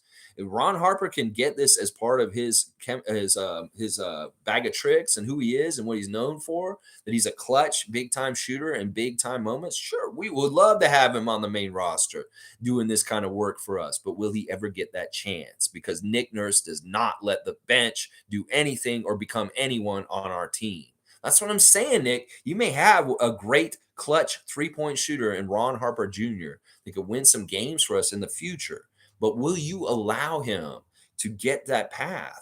Or will you stifle him and stop him and suffocate him just because he is on the bench and not one of your starting five favorites? See, that's a big problem. And that is something people have said here is critical of Nick that I agree with, that he has made our bench suffer by not utilizing it.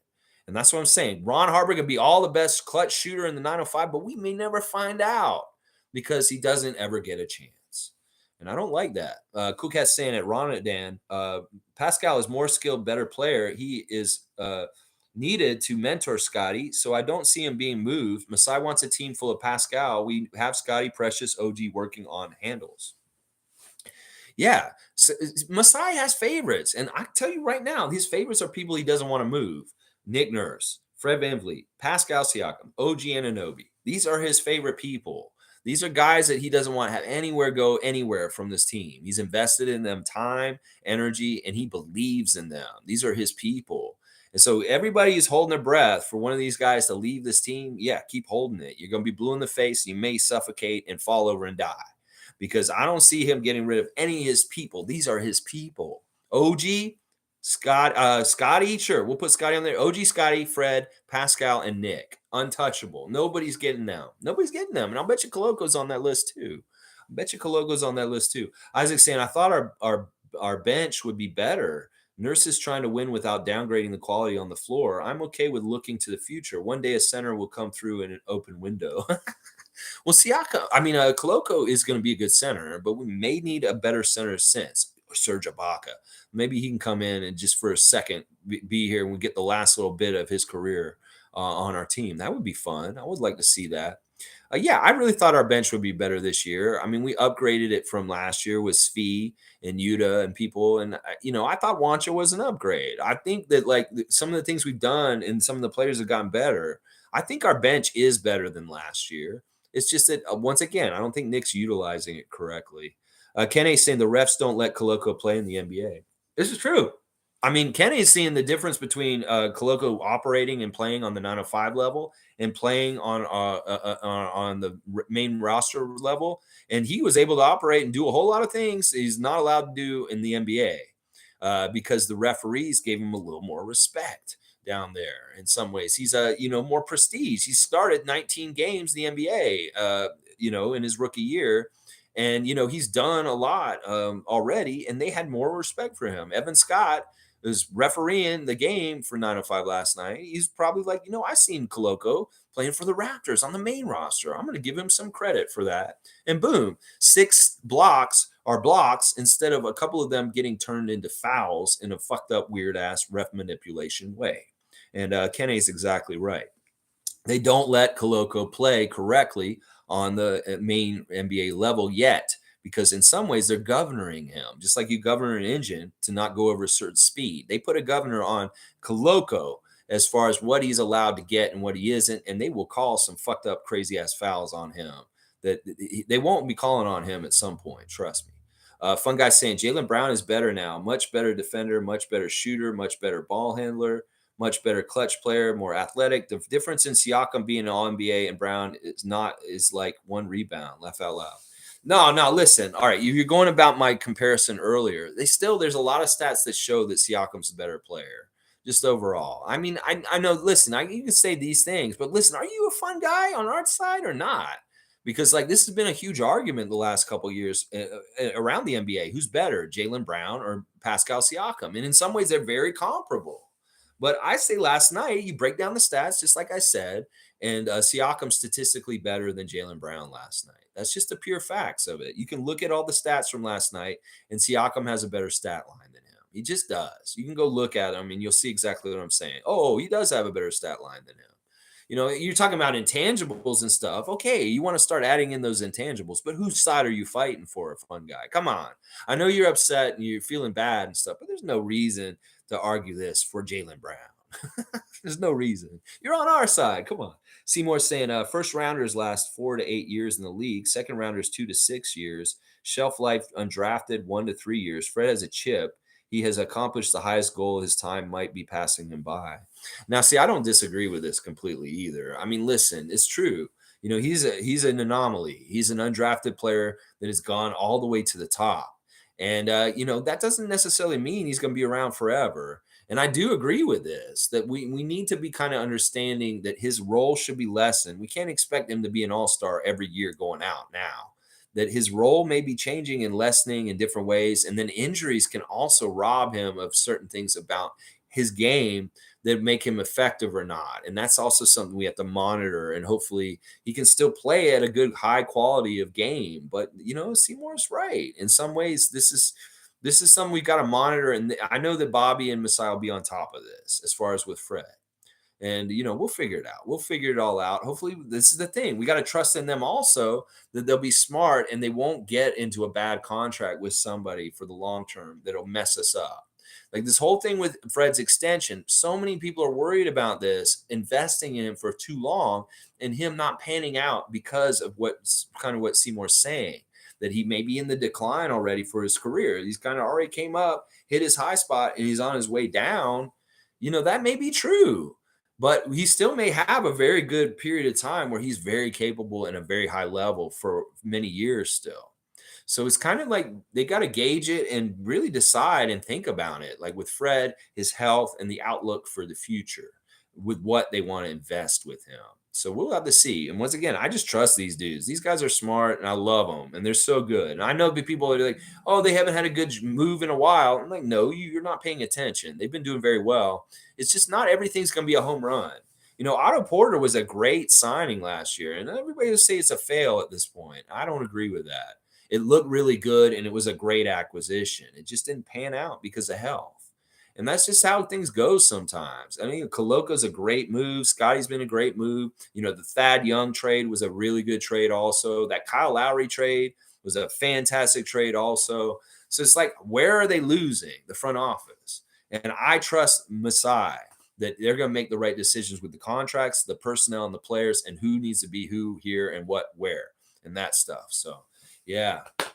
Seymour saying first round. Oh, yeah, I read that one. G saying, let's say Masai only makes a mini move and they do end up being a lottery team.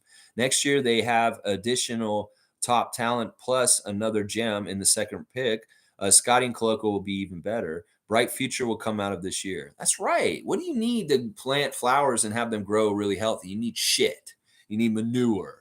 Things grow from ugly, gross, smelly things. We're in a manure year and we'll have the plants grow from the fertilizer of this crappy year. Trust me. And G's exactly right. And this is part of look, we see the uptick in the amazing, awesome player we got, Scottie Barnes, from the Tampa year.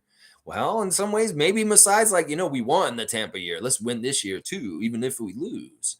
And I'm really honestly, this smacks of this kind of stuff. Seriously, it really does. How close we're losing these games and how much we were so much better at winning close games last year. Something's real fishy.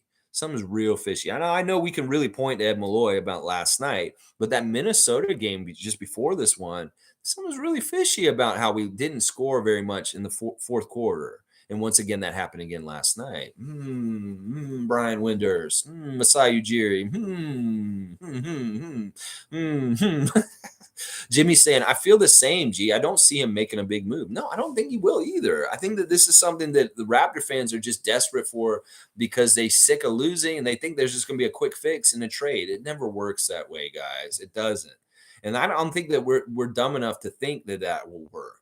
Some other teams may think that'll work and they'll do it and they'll mess up their team that way. We're not going to do that. These guys are smart. They really are probably looking at it as ain't broke, don't fix it. And I think that parts of our team are broken, but it's really has to do with like what we said. It's like they got to figure out the right chemistry and the right system and the right things, and then everything will start working again. Because this is the same personnel that we had last year, and it worked last year. What is the difference? I don't know exactly. Totally. It's really crazy. Yeah, I don't think they will make a big move. And I think everybody's going to be pissed off, and they'll probably say that they'll blame Masai and Bobby and say they need to be fired because they didn't make a move. Monique saying, did you hear what JD Bunkus of Sportsnet had to say about he wants to tear down, but it's a retool, in my opinion, stay positive, Raptors. Well, that fucking idiot, he can fuck off. Seriously, don't bring his name in here because of what he said a couple years ago. He said he'd trade the Toronto Raptors franchise for one good hockey player for the Leafs. So that dude has no commentary on the Raptors. Fuck that guy, JD Bunkus. He can go fuck off. I don't listen to him or follow him at all, Monique. So I don't care what he's saying. He's an idiot. He's not an expert in the NBA. He's just a sports fan. Once again, he's like Tim and Sid. He's more hockey, he's more baseball than he is basketball. So I don't take anything that he says with a grain of salt. And yeah, he's an idiot. He doesn't know what he's talking about. And honestly, don't bring him in here again. Like, I don't have anything to do with that guy. As far as like, I don't listen to him. I heard him say one asinine thing in the last year or so, and I said, "Fuck that guy. I don't have anything to do with him." I know he was on the show with Samson or somebody. He was on Blake Murphy or somebody. He's like a partner with him. Well, he's not. He's not somebody who's basketball oriented. Once again, so his opinions don't really matter. They really don't. He's an idiot. Cool Cat saying, "I'm a fun guy. Jaylen Brown was the 4th pick. Pascal was drafted 27th. That speaks more of Pascal's will to become the player he is and still improving." Yeah. I'm going to argue this until I'm blue in the face every single time. Pascal Siakam's a better player than Jaylen Brown. I'll just say that. I'll just say that over and over again. He's the one who is more involved in the MVP talks. He's more involved in different like top player in the league kind of stuff. And it may be that Jaylen's better. If he was on a team without Jason Tatum, he'd get more shine, and maybe he would get that. But that's the thing. He's in the shadow of Jason Tatum. Jason Tatum's the golden boy. He gets all the accolades. And, that's part of my argument as far as like, Siakam's better than Brown. I'm sorry. It's just facts. Seymour saying the Fred situation reminds me of Boston and Isaiah Thomas. Will we bring out the Brinks truck? I mean, listen, once again, I have to trust them. If they do pay Fred this summer and people are upset about it, well, I'm going to be like, well, they must have a reason or want to do this, that this is the investment. And once again, I'm just going to blindly trust them. That's just what I got to do. It's the only way we can do it. It's why get all upset when we can't control it. It's going to be what they're going to do. And I'm just going to have to trust that they know what they're doing. I know I say that over and over again today, but I really believe it. If they want to invest in Fred and give him a certain amount of money for his contract, so be it. And I will stand by it because that's what they wanted to do. Fun guy saying, laugh my ass off. Sorry, Lex, but we're losing by 30 if we had Van Vliet. Laugh out loud. OG playing through would have won us that game. Okay, you think that OG would have helped us? No, I don't agree with that thing about Fred. I really, really don't. I really, really don't. I think that you guys really are not. I think that part of it is the Fred haters are finally getting through to a lot of people in some ways, and it's not good because they really just want Fred out and they hate him and they're really selling him down. So everybody's kicking him now. And it's just not fair. Honestly, Fred is not going to have that kind of impact on this game. Trust me. We would not have lost by 30 if Fred had been out there. We would have probably won the game if he had played. Seriously, I'm not lying. Isaac saying, I don't think Masai makes any moves until this summer. Retain all assets. You can trade players under value contracts later on. Masai has the political capital to coast for a bit. Okay, jump. Sorry, I want to make sure I get to that point by Isaac Campbell.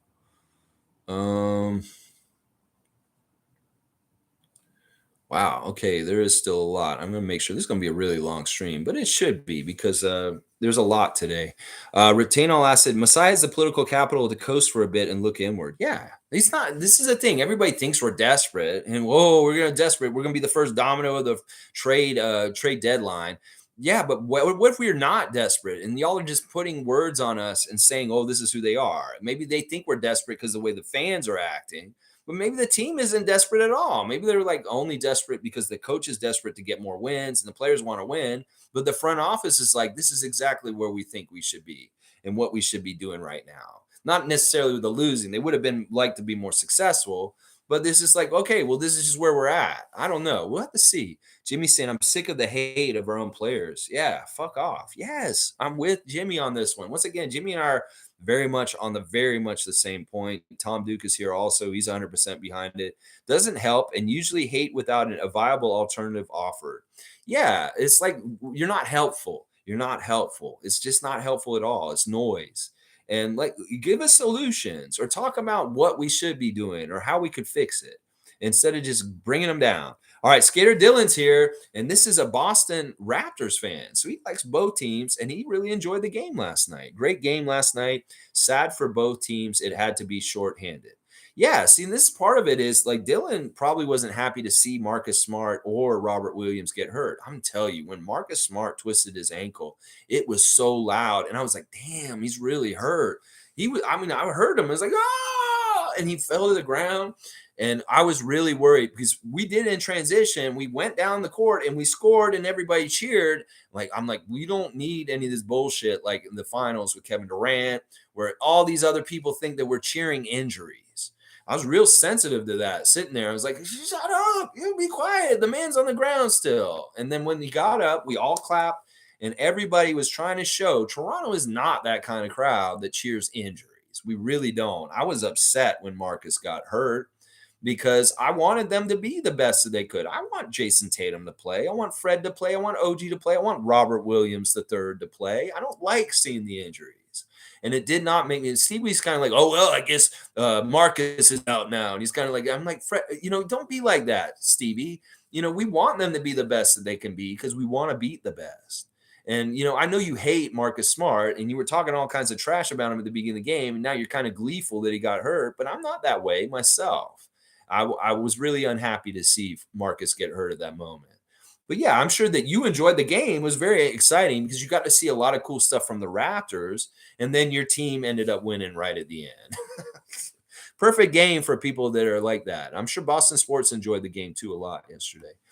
G saying Fred is tops in the league in forced turnovers. People can make the argument that shoot over him, but he causes issues during transition. Also, Pritchard made how many threes without Fred on? Can't blame him. We don't know. It's woulda, coulda, shoulda with Fred, whether he would have been a factor in which way on the court. I think he would have been a positive factor. And I think that G's right. That part of the problem with what I described earlier with Jaylen Brown just coming right across down the court into the lane and laying it up would have been solved with Fred's presence being out there, at least cutting him off. And then, sure, there may be liabilities for him on defense in certain ways, but he makes up for them in all kinds of other areas besides the height advantage that he gives the other team. He makes up for it in all kinds of ways. Trust me. So I'm with G on this one. Campbell's saying some haters blaming Fred for losing, blame him for losing when he doesn't even play. I know, Isaac. What ridiculous people. It's obvious that they just hate the man, that they're just going to figure it out. He doesn't even play if they blame him. All right, let's see. I'm a fun guy saying I seriously just want to blow this team up and fire Nurse. New system, new players with lottery talent could be best thing that happens to this franchise. Players and systems suck. Let's be honest. No, that's not being honest. That's not being honest. Seriously. No, I don't want to blow this team up. We've got too many good things about this team. Seriously, we're closer to being good than being bad. Really, really, seriously.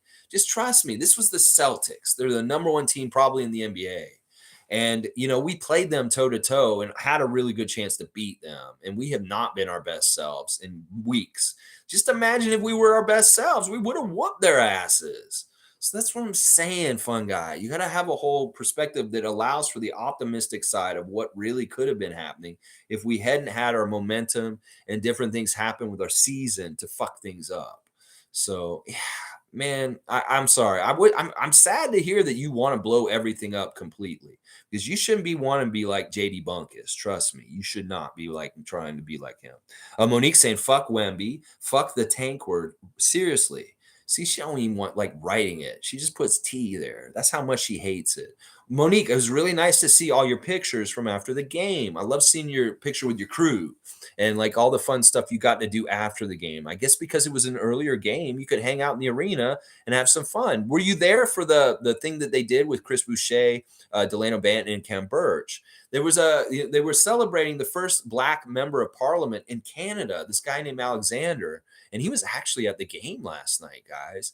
And it was all about teaching Black history in Canada and about this importance with students after the game. They had Chris, Delano, and Kem, the three Canadian players there, stay after the game and interact with the kids talking about this stuff. Fantastic after game events in the Scotiabank Arena after the game being at 5.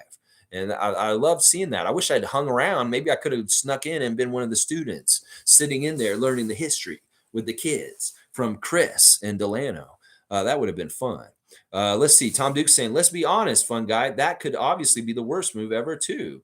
And Jimmy Pope is pointing to Tom Duke's comment. Yes, that's the truth. Seriously, y'all think the grass is always greener and just guaranteed things will be better. You don't understand how good we've got it with certain things on this team and how they really are foundational pieces that are really important for our success that we need to keep. And that if you start completely over, well, we might as well be the Raptors of 1995 with Damon Stoudemire running the team and winning about 25 games a year with a coach that we don't trust, with players that we don't even know if they're going to be good or not, or they play together. We have known quantities and known things about things that we have right now. And you don't just throw them out just because the margin of error is this close and we're losing on the losing side. You don't do it that way. Seriously, it's not smart. You don't want to destroy your own whole home when you just have termites in one room. You want to fix that termite wall of the house, sure, but you don't raise the whole house and make it an inferno and burn the whole damn place down. I'm sorry, you just don't do that. That's just not smart franchise building or franchise dealing with it. We've built a franchise. We've built a culture. You wipe it all out, all that's gone. You have to reestablish it, and that takes decades. And we are 28 years into our franchise. You want to wipe a bunch of the culture that we built since 2009? Yeah, that's what you would be doing. Wiping the last 15 years of the Raptors' success and what they built up if you just destroyed it all. It's not smart. It's really not smart. Skater Dylan saying, Raptors just reminding everyone that y'all are cooking back after the All-Star break. Coming back. See, that's what I'm saying. Even a Boston fan like Skater Dylan, he understands we're good. And he knows we're like, seriously, Boston fans, when they watched that game last night, they were like, oh, no. For most of the game, they were like, yeah, we're going to lose the Raptors tonight. They were probably thinking that for a lot of the game. How often is that happening with the Celtics when they're playing games against people right now? Where the Boston fans, you go ask a Boston fan, honestly, did you worry about the Raptors beating y'all last night? Yes. They seemed like they were going to win, and we won just inexplicably at the end of the game somehow, some way. So seriously, there's a lot to that. That's the best team in the league that we just lost to by 2 points. Let's not get it twisted and think about it that way from that slant of things. That's the best team in the league. They just barely beat us. They beat us barely by 2 points, and the referees had to hold their hand in doing it. That's what I'm saying, y'all. Come on now. Nako's saying Masai makes a move if someone wants to overpay for a missing piece. Mm-hmm. Yeah, he'll fleece somebody, and that's part of the reason why we don't make a lot of moves. It's because they don't trust dealing with our GM, because he will con artist them and make them make a very bad move for them, and we get gold. So a lot of people are hesitant to even talk to Bobby Webster. Trust me, they're very hesitant. All right, let's see. Van Hoot saying, free, come on now. Your argument from usage is wrong. High usage doesn't automatically equal ineffective. Number one rule of stats, correlation isn't causation, though. I agree. Don't get frustrated with the team. Well, my whole thing is like, look, you don't play him as much, so he's fresher at the end of the game. That's what I'm saying. That's the only point I have about Siakam with this, is that he can be more effective at the end of the game if he's not as worn out. If he's not playing like the last 10 minutes of the fourth quarter, if he comes in at like 5 minutes to go in the game, he can be fresh for those last 5 minutes. Maybe he sat the first whole part of the fourth quarter and they waited and they put him in 5 minutes ago. Boom. I have more trust in him to be not totally exhausted and not being the best absolute person to be handling the ball in the clutch situation. And that's really kind of what I'm saying. You're saying my argument from usage is wrong. High usage doesn't automatically equal inefficient. Well, that's the thing. In some ways, when you have the green light and you have high usage and you're just allowed to do it, sometimes guys are just casual and they're not as focused. And like, I really need to make every single shot that I make. I was like, oh, I get like 3 more shots anyway. So what if I miss this one? That's that kind of mentality is what I'm talking about. As far as if you have more usage, well, you have more chances and you can fuck up more and still keep on getting chances. And that's how inefficiency happens a lot from high usage, is because you get so many chances and you continue to get chances even though you're inefficient. That's what I'm saying more. It's like it's with that. I want him to be efficient and be high usage. And he can do that. He's proven that. It's just he's not always efficient with the high usage. Let's see. Isaac Campbell saying Canadian market has never invited any decent free agents. Masai ain't dumb. We remember getting Keon Clark and the feeling of getting a piece that complete a rotation after a year of struggle. Time will tell. I don't totally understand what Isaac's saying here. I mean, listen, we've had trouble getting big name free agents. Sure. I mean, everybody can say that, but I don't think that's totally true. And at this point, I don't think it is true at all. I think that we could get a big name free agent and they would very much enjoy playing for us. I don't even know that Keon Clark mention is worth mentioning because he's not one of these free agents that I thought of when we like acquired him as being like monumental or really changing us. All right, Cowboys saying good morning, Lex and Raptor Freaks. Sorry, I've been working, but let's get on a win streak starting today. And also, I will be a Raptor fan, win or lose. Let's go, Raptors. And Nurse is the man. Look at Bradley coming in like a positive Raptor Freak would. And we missed you, Bradley, but yeah, you got to do what you got to do to pay the bills. So you keep on doing what you got to do. And yeah, I like your attitude. Let's get a win streak tonight started against the Knicks. Playing the Knicks today, 6:00 p.m. Lolita saying in games like last night, I really missed Ibaka and Gasol, the good old days. Yeah. Yeah. I mean, in some ways, yeah, they really could have helped us if they were on our team at that time. Jimmy saying, who knows? Maybe Pirtle will sign with us in free agency. That could be happening. I could see that. Like, that's part of the problem with the Spurs. They're saying we need to trade him before he's a free agent this summer. Well, who knows? We got to see. There is a lot of chatter about Pirtle being moved and that San Antonio is willing to move him. And none of the Spurs fans want him to get traded. They love him. They want him to stay on the Spurs. But Popovich in the future and how they are with what they're doing, they very much are shopping Pirtle. And he has been linked to a lot of different teams, possibly going to them. And now one of them was the team we played last night. And I don't like that idea at all. I don't understand why they would need him. We definitely need him, but I don't understand why the Celtics would need Jakob Pirtle. I'm a fun guy. Won't try much to convince, but I trust in Masai to make the right decisions. Dwayne Casey. I remember same situation. This is even worse. I'll be shocked to see Nurse in 2 years here. Well, what if he does? Like, seriously, what if he like gets things going and everything's fine and everything? All right. I'll take that bet. Seriously, Nick Nurse will be around in 2 years. When are the Olympics? 2024. Yeah, he's going to be at least the Raptors coach until the next Olympics for Canada. So he'll be here at least until next year. And probably if depending on how well he does with the Team Canada and how well the Raptors do in the next year or so, I don't know. We'll see. I don't like betting on the demise of our coach. Fun guy. Let's just put it that way. I don't like that you want to do that. Anyway, Cool Cat saying getting a quality bench is tough because Canada is not a top choice for U.S. NBA players. We will have to get more international NBA players. We have to perfect with Scottie. We have to be perfect with Scottie for him to stay. Well, this is the thing. We need to be winning. We need to be winning. If anything, that's another reason why we shouldn't tank or be a losing team is because we want Scottie to feel like he's on a team going in the right direction and winning. In some ways, this may be good that we're losing right now because we'll start to have improvement and it'll feel good. Like next year, if we have a way better year next year and we're a winning team, we're near the top of the Eastern Conference, this will be feeling good to Scottie because he'll feel like he's improved from last year. And that kind of feeling of like improvement can actually have that feeling that will make him want to stay because he sees it's worthwhile because we're on an upward trend. And I know that it seems like we're on a downward trend right now, but we're not really. We're kind of status quo, right at the same place where we're losing. We're not getting any worse. The team isn't turning on each other. They're not giving a less effort. They're trying their ass off and they're doing everything. That's where it would get worse. No, they're at the same place. They're just below the winning. They're like cruising along right underneath like this. And this would be winning. And if they just did a little bit more, they'd be up here. It's just that close, y'all. Seriously. And there's no reason to destroy everything just because we're cruising right underneath the level of winning. In fact, that may be part of the design of the stealth tank. Is that line? This is the winning line, and we're just right here, just sneaking right underneath it. You see these 2-point losses? That's exactly what that is.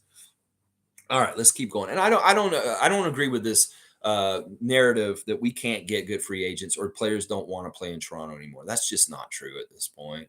There's all kinds of players that would love to play in Toronto at all levels. Top players, middle players, end of the bench players, all different kinds of players would love to play for the Toronto Raptors. That's an old trope from way before. That's a Chris Bouchard kind of trope from 20 years ago. Not now.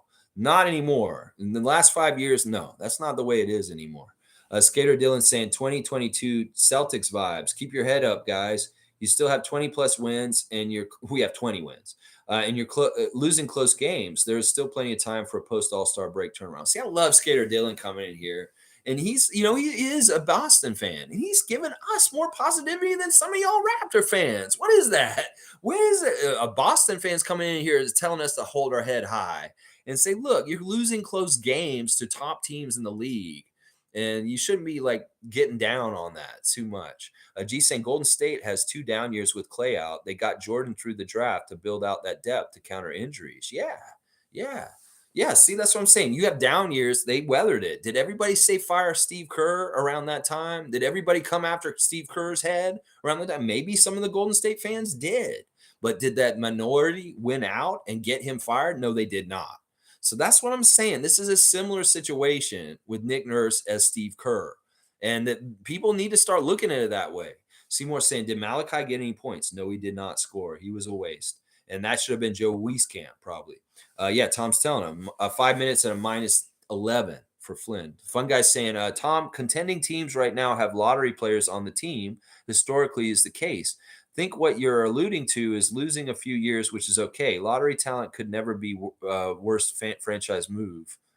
I don't know about that, fun guy. I don't like being in the lottery over and over again. I think these teams that are always in the lottery, well, they're in the lottery over and over again because they just aren't doing it. I still don't believe in like building the team through really high draft picks like everybody else says, because the way we've done it in our franchise and how we won our championship had nothing to do with having high draft picks. So that's what I'm saying. I don't totally necessarily like just tanking to get as high of draft picks as possible because I don't think it is a winning strategy, actually. I think trying to win no matter what, and if you just lose and you get a good draft pick, well, that means your team's already a good high level and they've already got that winning culture of try.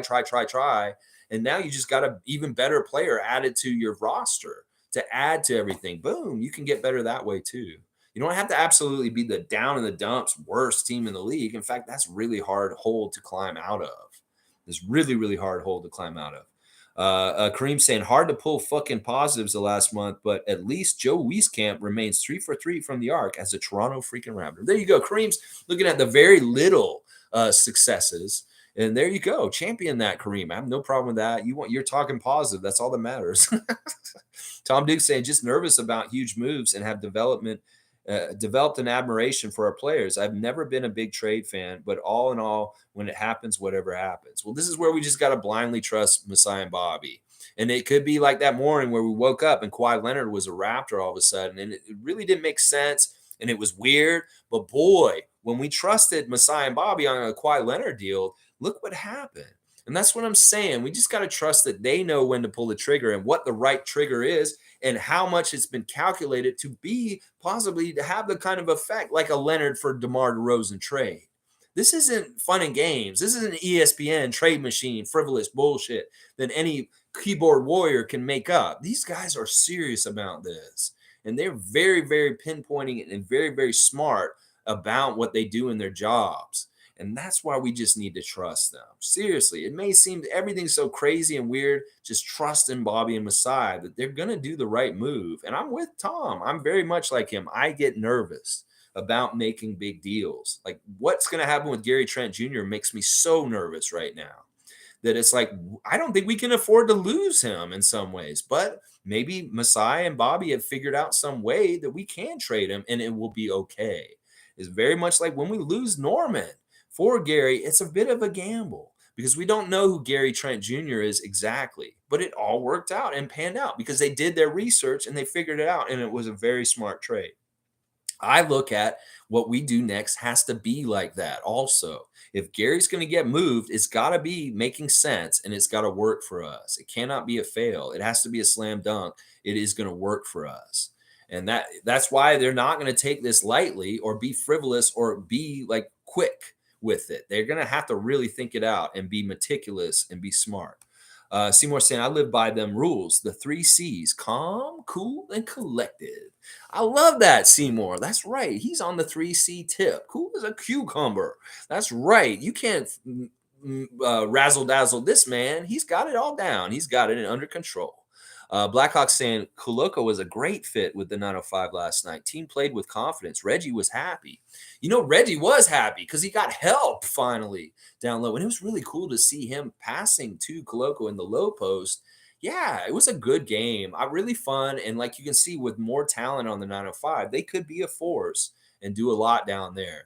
I don't know if Koloko is going to be down there for very much, though. It may be, especially since we had 2 more injuries yesterday, that he needs to be called right back up and he has to be back with the Raptors as soon as possible just because we're going to need him.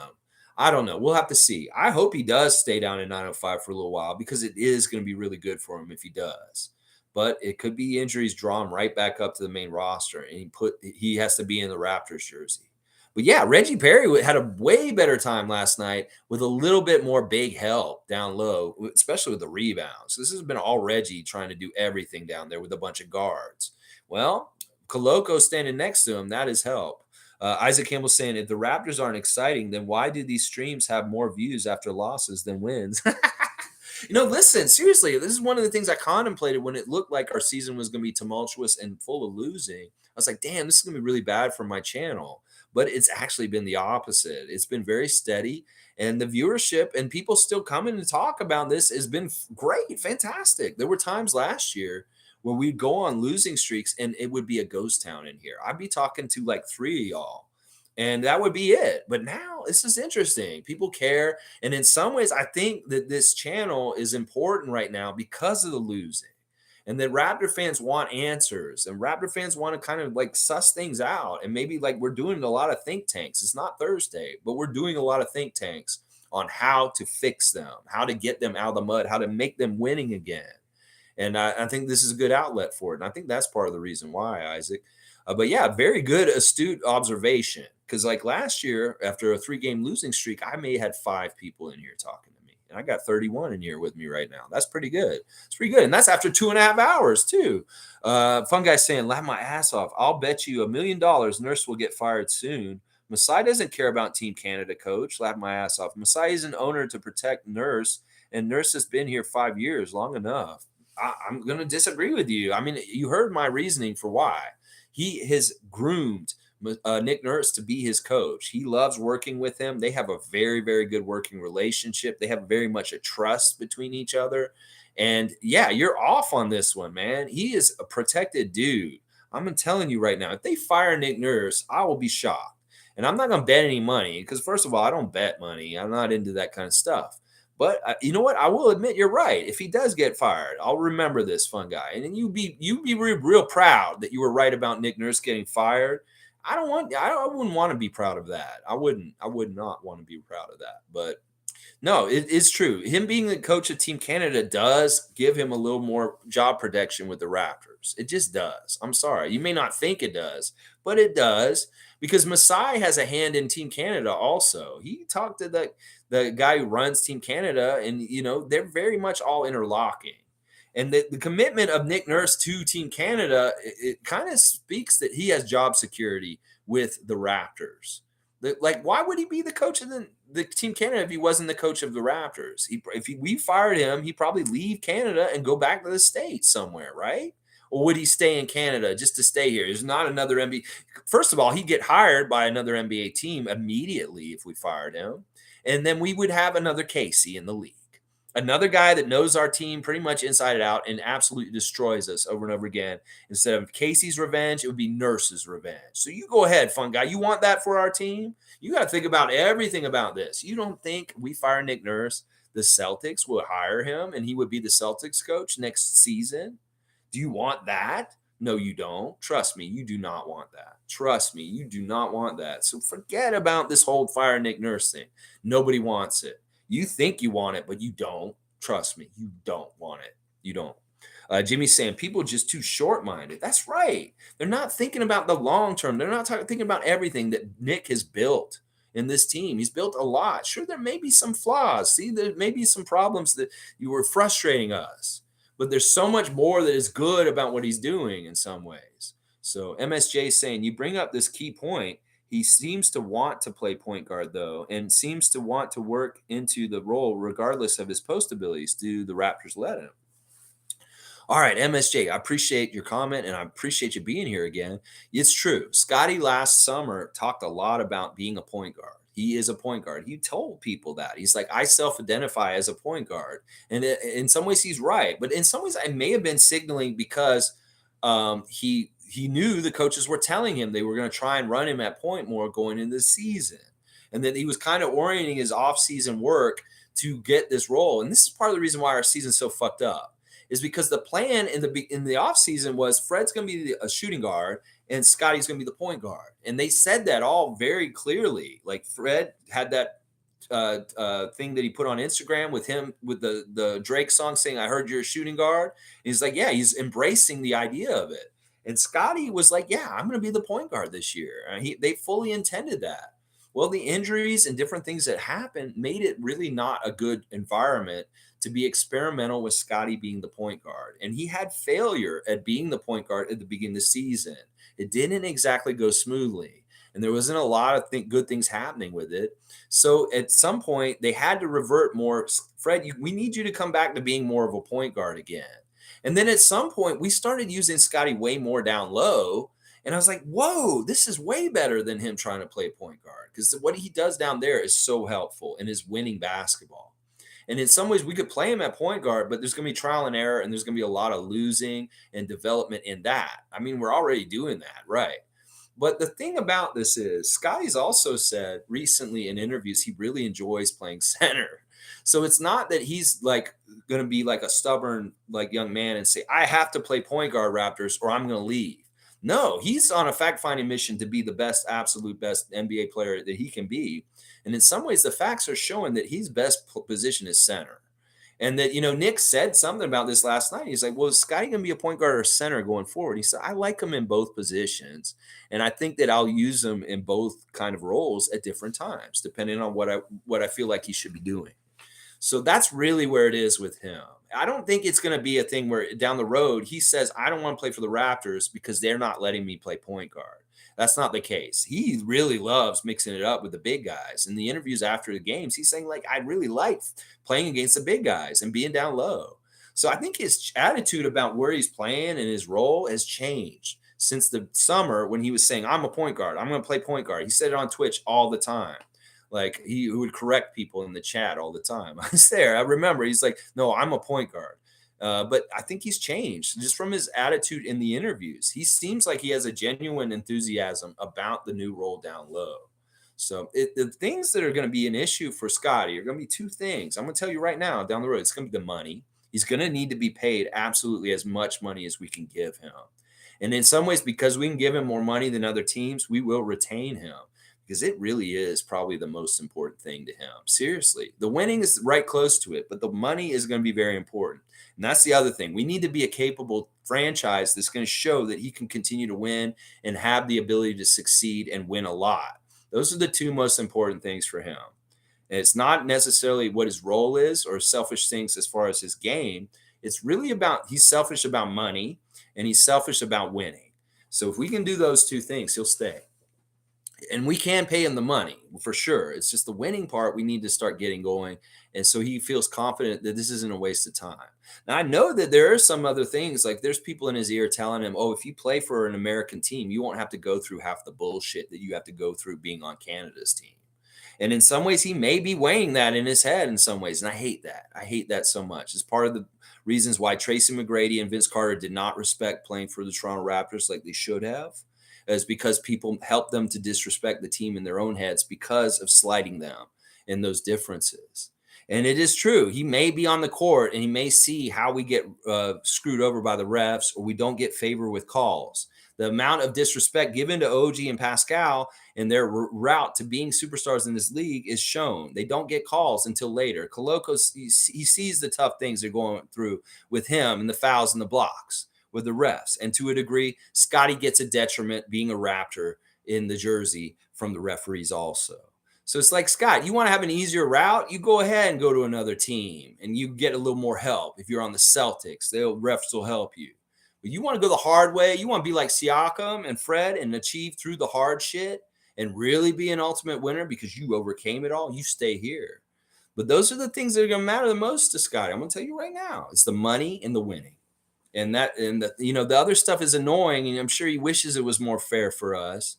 And I hope that those aren't going to be factors that he factors in later. I don't think the cold air even bothers him that much. He's a homebody. He likes being inside. And he stayed here over Christmas. He could have easily gone to Florida for Christmas, but he was here in Toronto instead of being in Florida. And he was here in Toronto over the summer too. So we'll have to see. We'll have to see what happens with that, MSJ. But I appreciate your comment. And I hope that illuminated things with Scott and his mindset and how he feels about things a little bit better. Because that is really where he is. He really does care about money. I mean, I would say normally guys don't care about money, but he does. Trust me, he really cares about money. I know that from his Twitch for sure. He cares about money and he cares about winning. Cowboys saying, I'll put a bet down on that, fun guy. All right, Bradley will take your bet, fun guy. I think Nurse is here to stay. We got to remember Raptors are starting the new trend in the NBA, 6'9" players, and we're one of the three youngest teams in the league. Let's go. All right, Bradley, keeping a good perspective and keeping a little bit of factoids that are in the whole thing of it all to keep us all in perspective. Race Mode saying, I'd like to trade today's Raptors fans with the 2017 Raptors fans.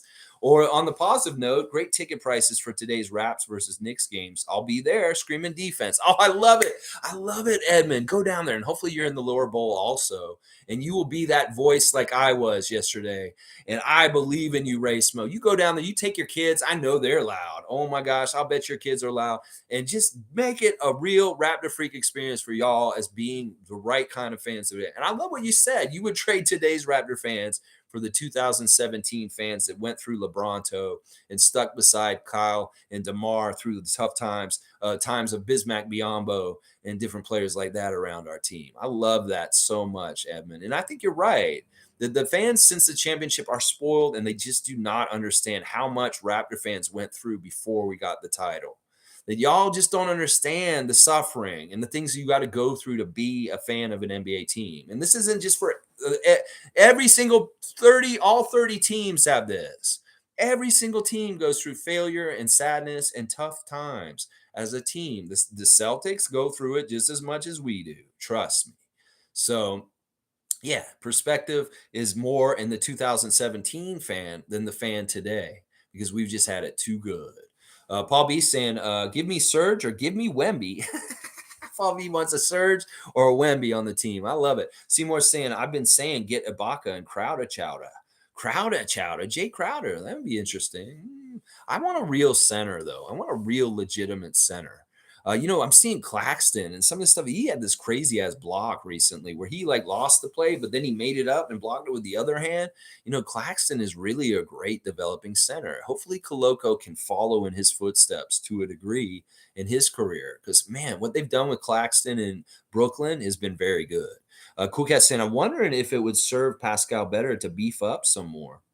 I know he experimented, but then COVID decimated his body weight, might make him physically stronger to take the beating. Well, did you see that recent open gym, Cool Cat, with him? He really does pay attention to his muscle mass and his weight. Every single day he comes to OVO, he weighs himself. And he has to eat more to stay at weight. He has a certain weight that he has to keep at. If he's below that weight, he's too skinny and too weak. And that he is constantly burning off so much calories and muscle mass and everything all the time that he has to continually put in huge amounts of carbs, and he's overeating on purpose certain things to keep the carbs and the muscle coming in. So this is so important to him already, and he is keeping track of this like very, very every day. Like he comes in, he weighs himself, and then he eats accordingly to make up to try and get to that weight, keep it up. It's like he's got the opposite problem of a lot of us. We eat to like less because we get fat. Well, he needs to get fat, and so he's eating a lot. So that if you haven't watched that open gym, you got to watch it, Cool Cat. You love Pascal. I'm surprised you haven't seen it because it really is a whole day of his what he does and the what his routine is, and it's really funny and illuminating. And you see a lot of what his regular day is like. But yeah, I agree with this. Of course, he'll take a beating better if he has more muscle on him. And this is very much a big part of his training and what he's doing all the time, day to day, is keeping track of his weight and his muscles and how strong he is. It's really, really one of the most important things probably with Siakam and what he does. Fun guy saying, I know, Lex, I'm just not impressed with this franchise and team right now, but I love your optimism, and I'm more prone during this stage to be less defensive of our guys and more realistic. It's all good, fun guy. Listen, you're one of the originals. You've been with me since the beginning last year, right from the very start of this channel. And so I give you a lot of leash on being negative and coming at a cynical way because I know sometimes it's just that way. But I know your heart's in the right place and that you do really care about this team. And that's why I'm not like really coming at you or being mad. You know, if you were a nobody and somebody I didn't know that just showed up for the first time, you're coming in that way, I'd be mad at you. But I'm giving you a lot of leash because I like you and you're one of my dudes and you're original and you have valid points and you're not totally out of pocket. But if you weren't somebody who was established, yeah, I'd probably be mad at you today.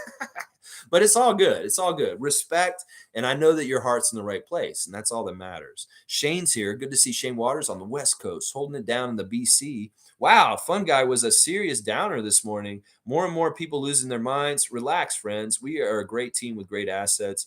I so look forward to the rest of the season. Let's go Raps. Let's just take it as it is. I went to the game yesterday, and I had a fantastic time right up until the end.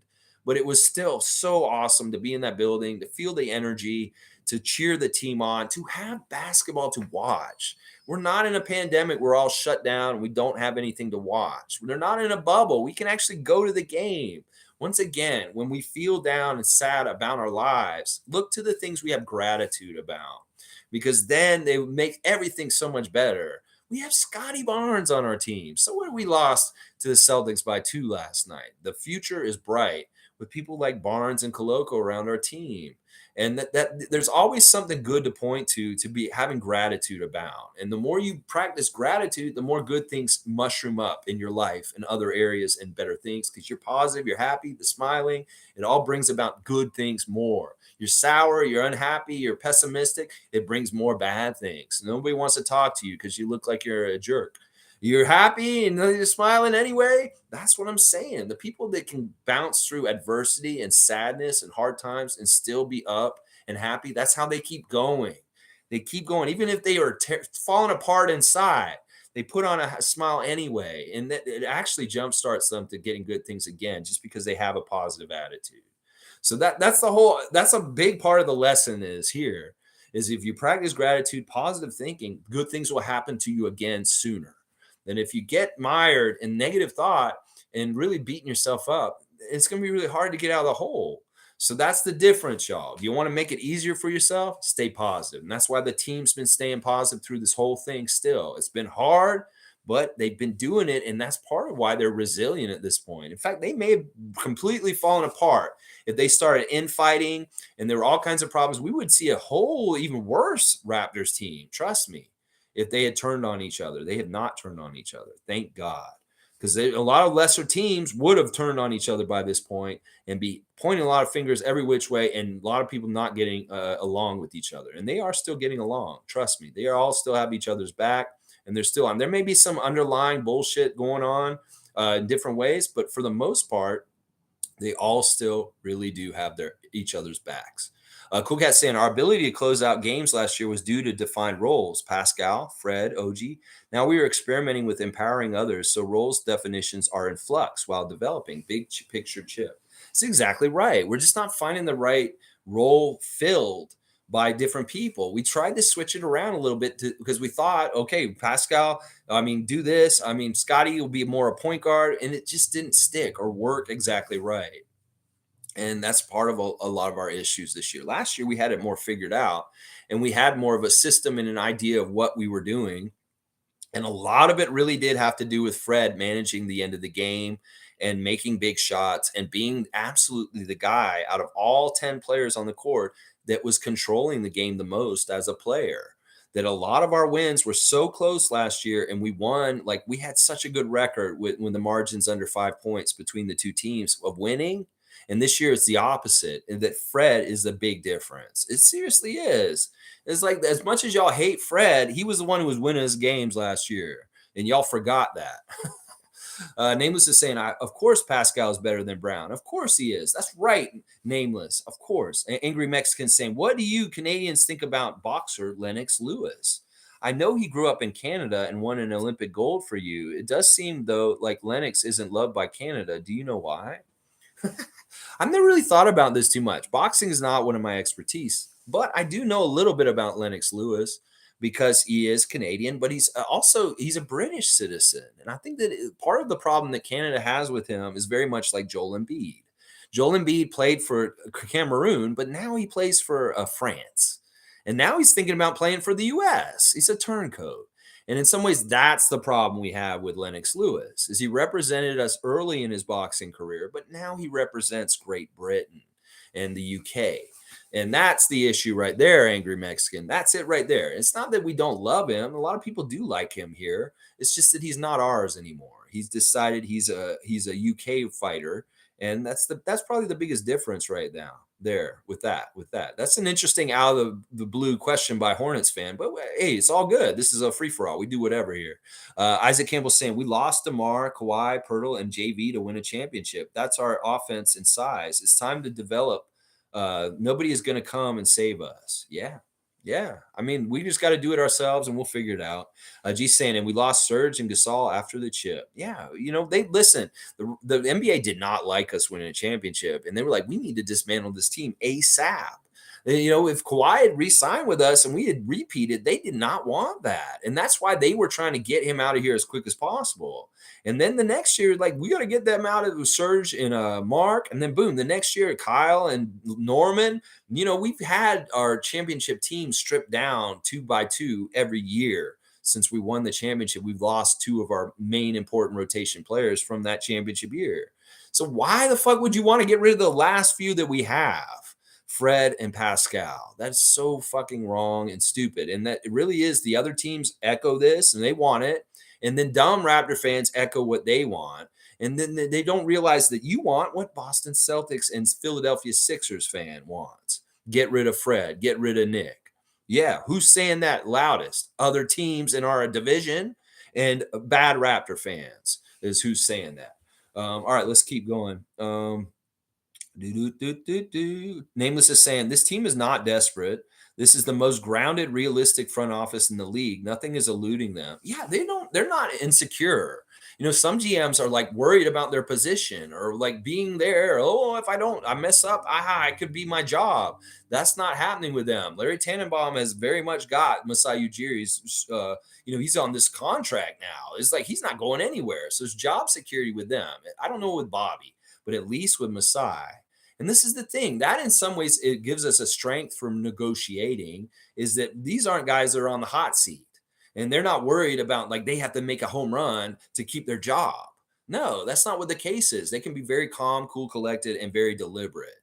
And I'm totally with Nameless on this. This is totally true. We're not desperate. The fan base may be desperate, but the whole team and the franchise isn't in a lot of ways. And I think that's funny. Seymour saying, on your toxicity list, are we ranked? I have not updated the dumpster fire rankings since the beginning of the season, and I would have to do it in a fair way. And I kind of don't want to revisit it right now because I would have to move us very much. I don't know where we would be exactly.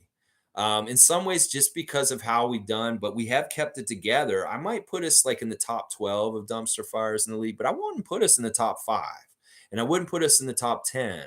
I think maybe the top 12. We were definitely in the top half of the NBA for like like dumpster fires right now, but I wouldn't put us at the very, very top. There's other teams that are in worse shape and have worse dumpster fires than us still.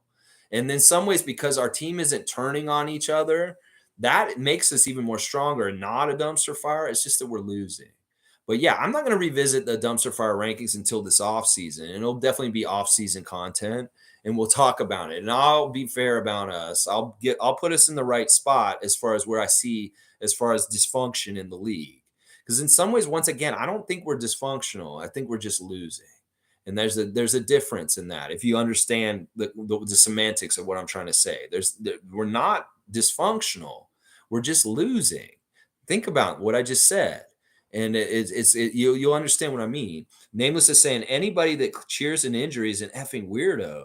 Not even chimps do that. It's offensive to have 1 month as Black History Month. 1 month cannot contain their invaluable contributions. I agree with that. And a lot of people say, why they give them the shortest month of the year, too? That's messed up. Yeah, no, I agree with this. And I think this is true with every kind of like month that they say it was like Hispanic History Month or Women's Month or whatever month it is. Just put everybody on blast all the time. And I agree with this. I'm completely agreeing with this. And I love that they did the whole thing for Alexander this week in honoring him here in Canada. In some ways, there's a lot of criticism this week with MLK week. Paul Jones, Sherman Hamilton, saying that why don't we celebrate MLK Day here in Canada? Well, maybe they were like trying to, the Raptors franchise were like, we're going to celebrate this first member of Parliament and make a big deal out of him if they're not going to do this with MLK on the nationwide scale here in Canada. Trudeau, get it done, bro. Let's have an MLK Day here in Canada. No, why not? It just makes sense. Seriously. All right, let's go. Isaac Campbell saying, G, facts for G. I like that. Cowboys saying, true, Nameless. I love this team. We just need a small tweaking to the bench. And I believe pay Freddie, keep scary, Gary, OG, Pascal, for sure, Scottie. But I think there will be a small package trade with Flynn. Interesting predictions, Bradley. I like most of what you're saying because I like keeping a lot of guys. Cool Cat saying, I would love to see Pascal, Fred, OG as lifers. Yeah, me too. I would love to see them move to the bench at some point and they cheering from the bench, watching Scottie, Precious, Koloko run things. Totally agree with this. And this is kind of what I envision for Fred specifically. Now, Pascal, he may be able to start and be an optimal player for us a lot longer because in some ways his talents and athleticism just to garner him that. It is if we don't burn him out by playing way too much. OG, same thing. I am so with Cool Cat on this comment in all kinds of ways. I love this future that she's trying to paint for us, and I would love for it to all happen. It'd be great. Vincent Lopez is here. Good to see another new name in the chat. 9:30 a.m. every single morning. We're talking Raptors. Tomorrow we'll be reacting to the Knicks game today. I haven't even done the preview yet. Nick Nurse is the problem with this unwatchable offense and overrated defense. Ooh.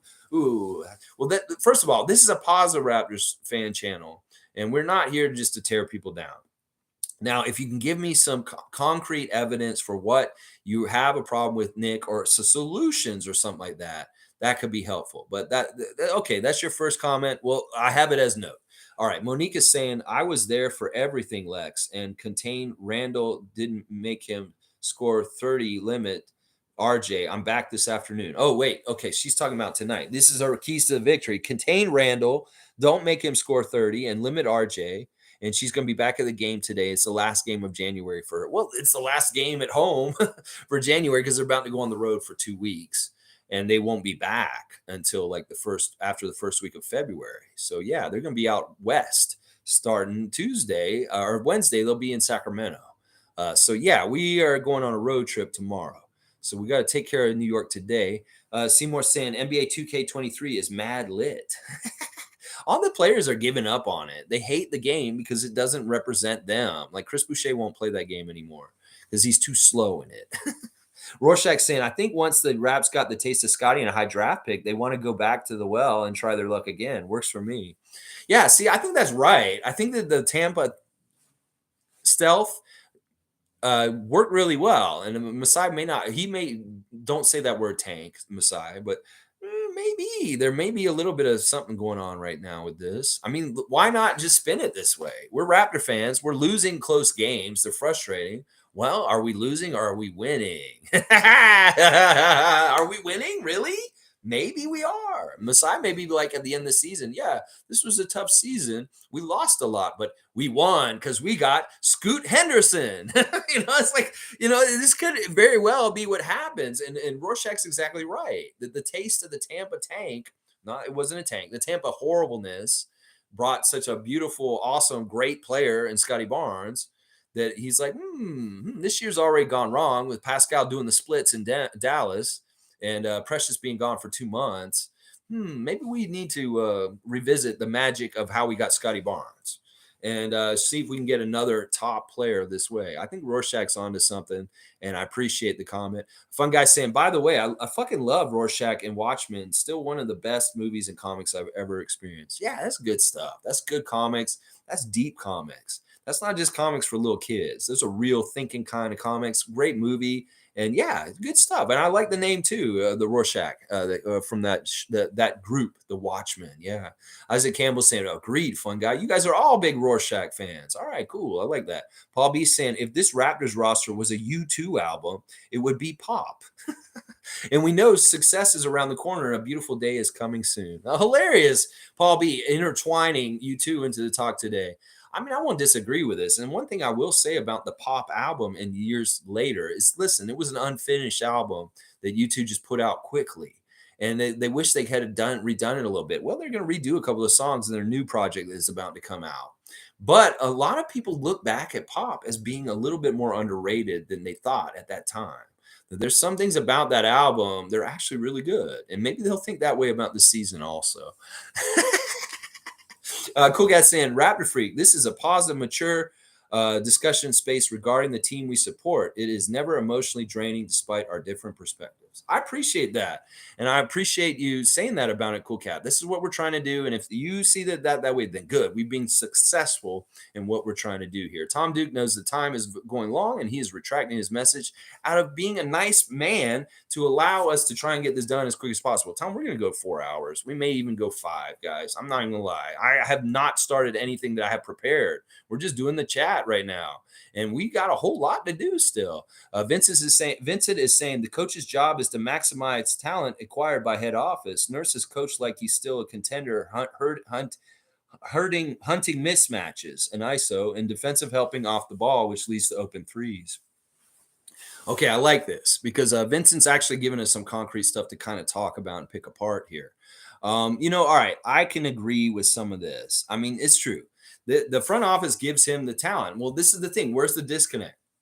Some people are saying it's the front office's fault because we don't have good enough bench. And some people are saying that it's Nick Nurse's fault because he's just not utilizing the bench that they already gave us. So whose fault is it? Is it Bobby's fault or is it Nick's fault in this situation?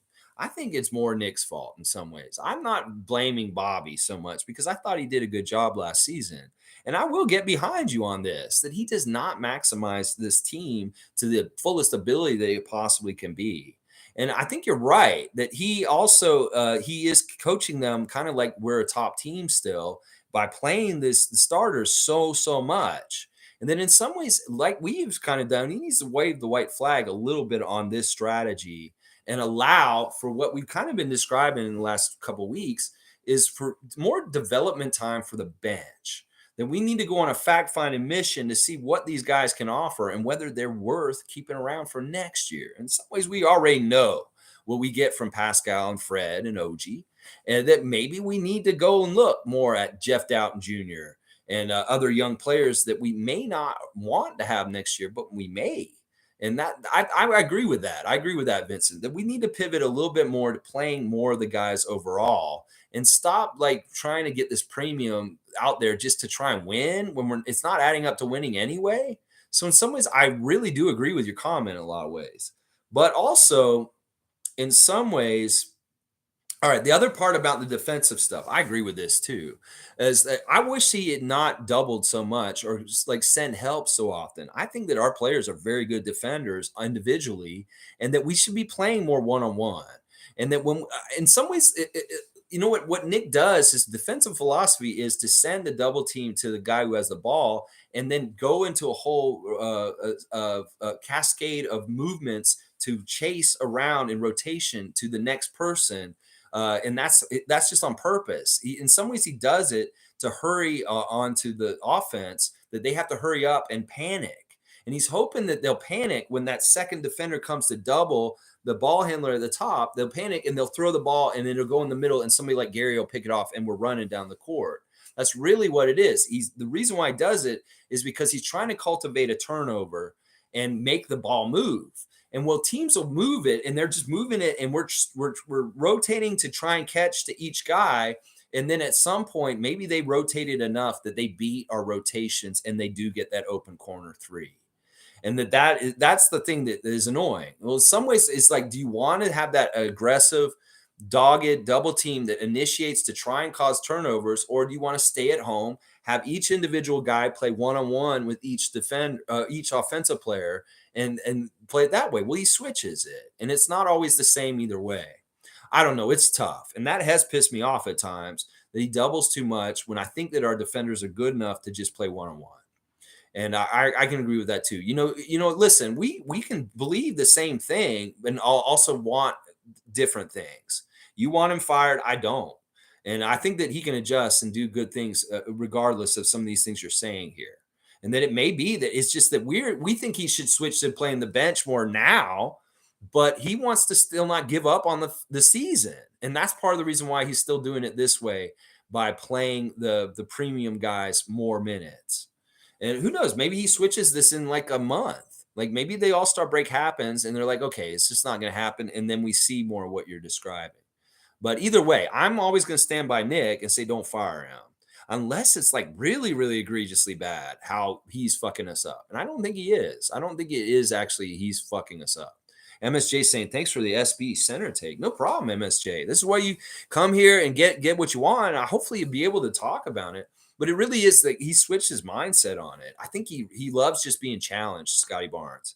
And that the challenge down low is really fun and new because he's never been that kind of player. And in some ways, it's kind of weird that now he's a post center kind of player because he was never identified as that really in high school or at FSU for the 1 year he played there.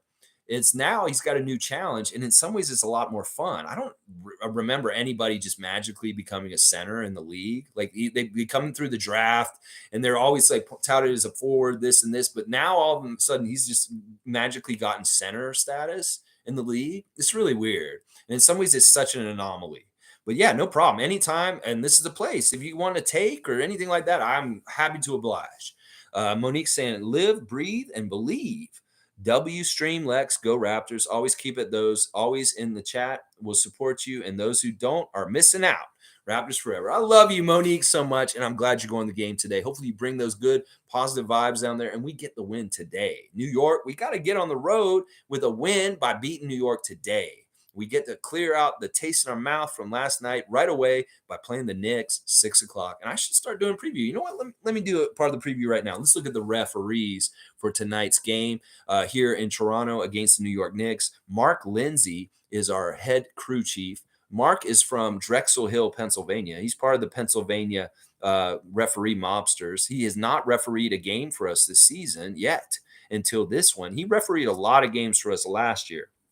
But this is the first game of the season that Mark Lindsay's refereeing a Raptors game. He's in his 17th season as a ref. His favorite TV show is Family Guy.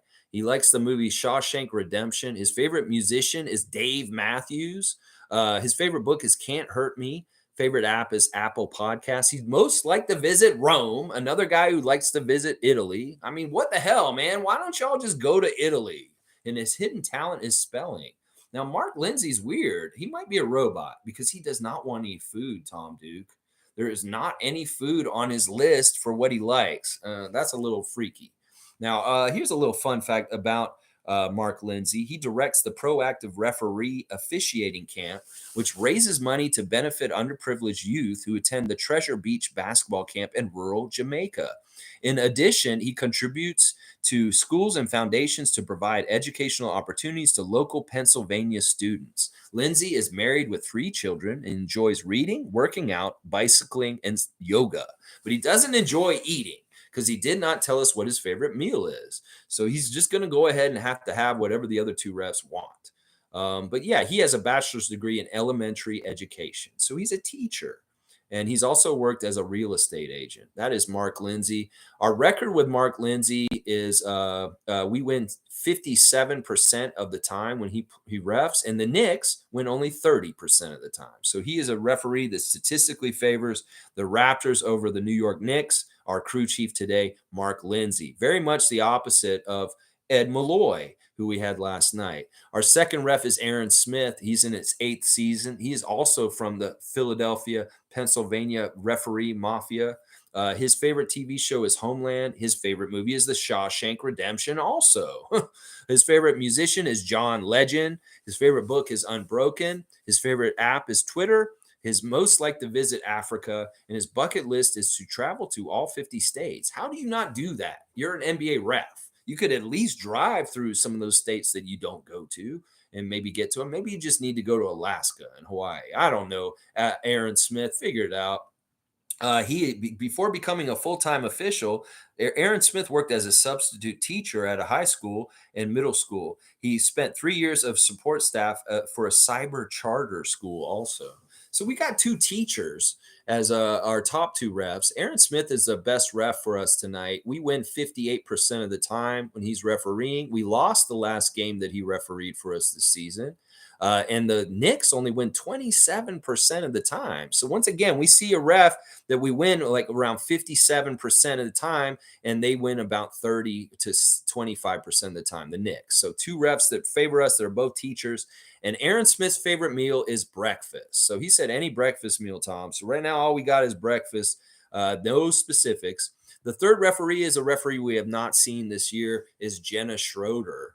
She's in her 5th season. She's from Flint, Michigan. She lives in Detroit at this point. Schroeder her favorite TV show is 30 Rock with Tina Fey. Her favorite movie is, well, I had the time of my life, and I owe it all to you. Yeah, Dirty Dancing. And her favorite musician is, oh, watch you strut. Oh, like a rock, turn like a sea, it's like that old time rock and roll. That kind of music just soothes the soul. She loves that Bob Seger and the Silver Bullet Band, and she most like to visit Australia. And her bucket list is to see Billy Joel, Eric Clapton, and the Rolling Stones in concert. And once again, Jenna Schroeder has not given us any food that she wants for the game tonight. So they're just getting generic breakfast. Tom, you know what I say that you should do? I think that you should go ahead and just put out like a continental breakfast that you find at a stupid ass little motel or hotel somewhere. Just like a couple of boxes of variety pack Kellogg cereals and maybe a banana and a fruit, and then maybe a couple of buns, and that's it. That's all they're getting.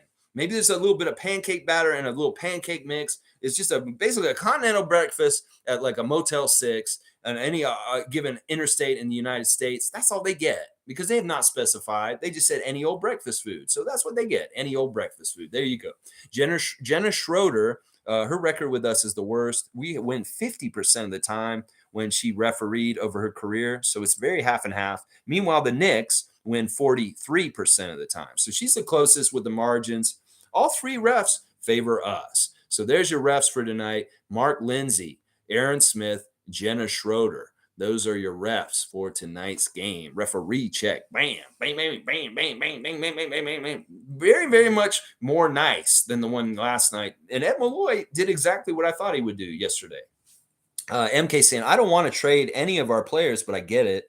This fire Nick Nurse talk, I don't get it all. Fire him and hire who? I know. That's the thing. Seriously, getting established as a good winning coach in the NBA is hard. The career winning percentage of Nick Nurse is very high. It's like 60 to 70%. And he won a championship in his rookie year. He's done so many good things. He's a good coach, y'all. Just trust and understand. I'm with MK, and I appreciate his comment. All right, Summer wants to vent. Let's hear what Summer Lowe has to say. Appreciate you, Summer. I hate the jump ball in basketball. It's such a stupid feature of the game. Yesterday, the jump ball was so lopsided thrown. It's just stupid. Yeah, there's actually been some talk about this in recent years about doing like what little basketball leagues do. Like middle school, they don't do jump balls. They just have a possession arrow that changes for each time. It alternates. Like either you get that ball and next time it happens, it's a 50-50 ball. The other team gets the ball that time and it evens out. I agree with this. There's all kinds of problems with the jump ball in the recent years. One of them is that they call them so often and it takes so long to reset the game that it takes away from the flow of the game. And then, second, you're depending on the referee to throw the ball in a very even, measured way that isn't always very much that way. And you saw Horford jump early on the second jump ball late in the game. And that's what I'm saying. Ed Malloy, I don't trust you, bro, to throw that up exactly even in between the two guys. I don't trust that at all. I'm sorry. I don't trust you, bro. And I don't trust the jump ball. It's okay at the beginning of the game to start something. But late in the game, when it's something like that, and it's the other thing is, it's right underneath one of the team's basket. It's like, holy crap. If we could just knock the ball in straight into our basket, that'd be fantastic. But I'm with Summer on this. Jump ball is annoying. And if we could figure out how to have less of them, they should only be a jump ball at the beginning of the game. And more often than not, that was usually the case in the history of the NBA. They're not jumping the ball like 2 or 3 times later in the game. This is really kind of a more recent development. And in some ways, it smacks of a ref manipulation, a way for them to control the game on the down low by calling the jump ball, Summer. So I am with you. It is stupid. And I don't trust it. I don't think that it's a very fair thing to do in the game. And that half the time it's a cop out call that they can call. And in some ways, it's a masking a way to help another team get the ball back right away without, calling a foul or do something weird. They can do it very insidiously and set the team up. Like those jump balls helped Boston both times. They did not help us. They had Al Horford jumping against who? Gary Trent Jr. on the first one. That's not fair. And it's just Scottie just being passionate and going and taking the ball that made the second jump ball happen. But Nick was right. He wanted to challenge that play because Pascal had gotten the ball free and he had the ball singularly by himself after he wrenched it from the other guy's hands. But they called the jump ball before that. Why did you call the jump ball? Why can't I challenge this? Why did you tell me that I could challenge this? And then you told me I couldn't. And now I'm losing a timeout. Yeah. There's a lot that snowballed real quick in that little sequence of things that was detrimental to the Raptors winning the game. And a lot of it was just Ed Malloy being a hard ass and fucking with us. Seriously. Isaac Campbell saying, call SB4, invite him to into hour 8 of the stream. All right, let me call him. All right. Scottie. Hey, it's Raptors Freak. Yeah. Raptors Freak from the stream. Yeah, Twitch family. Yeah, what's up? Yeah, big dubs. Well, I'm sorry you didn't get the big dubs last night. I really thought you guys were gonna win. I was at the game. I was repping you hard, man. I had my Scottie jersey. I was wearing it. I was repping you hard at the game, man. Oh man, you had those nice threes early in the game. I love those threes. I love seeing you make them. And boy, you had some good scoring in the beginning. But I understand, like, I don't know, are they keying on you more in the second half? Why are you not getting any points in the second half of the game last night? We really could have used you. I saw your determination. You were all over the place. You're playing good defense. You're doing all kinds of stuff. But why weren't you finding the ball and taking more shots? I wish you had. Oh, yeah. I know it's real close to the game. All right, sorry.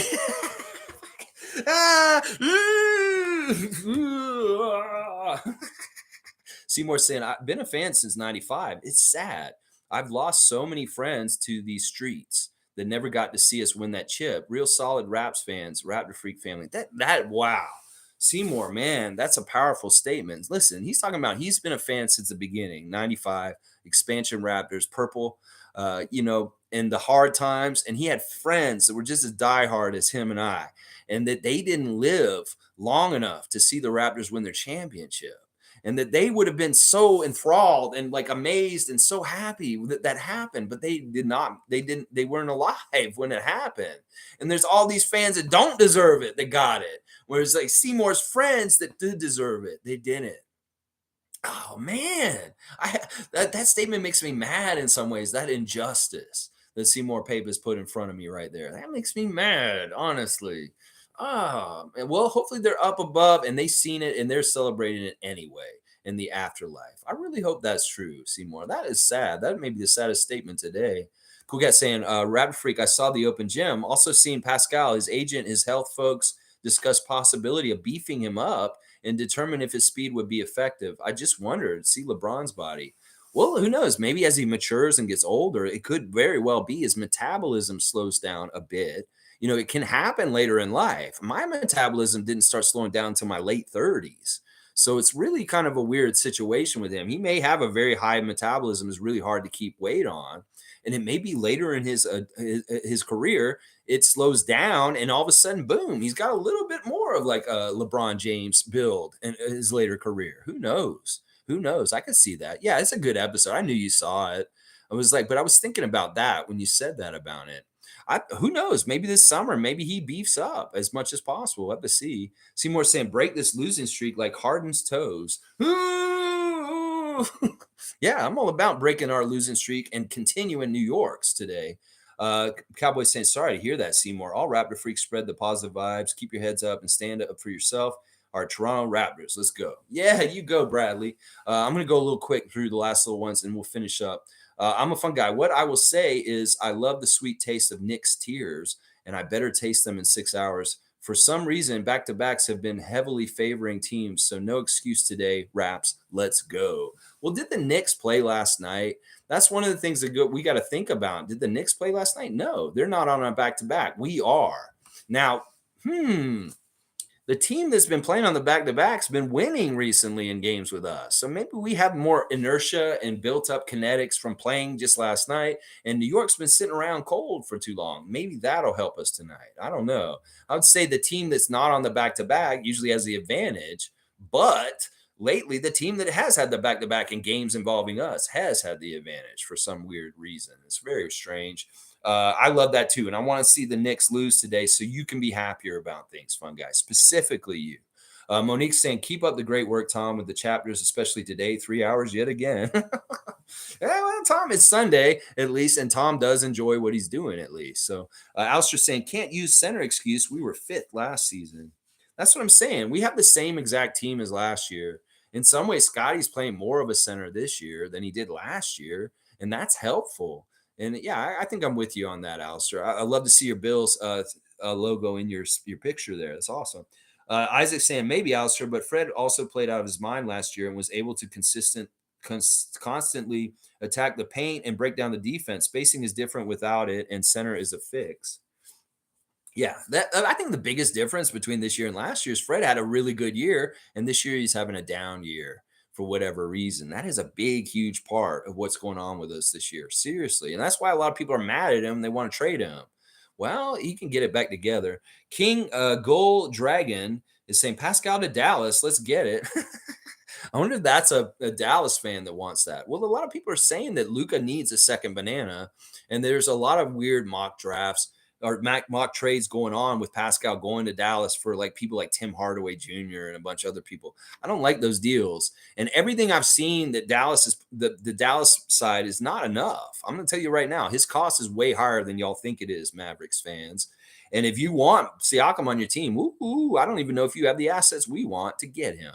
Now, maybe if you have a good center, maybe, I don't know. I'm not even going to like investigate this too much, but I have heard the noise and I do understand the need for the Mavericks to have a secondary guy trying to help Luka in the crazy ass Western Conference. Well, hold your breath because you're probably going to suffocate because it's not going to happen. Trust me. Don't hold it.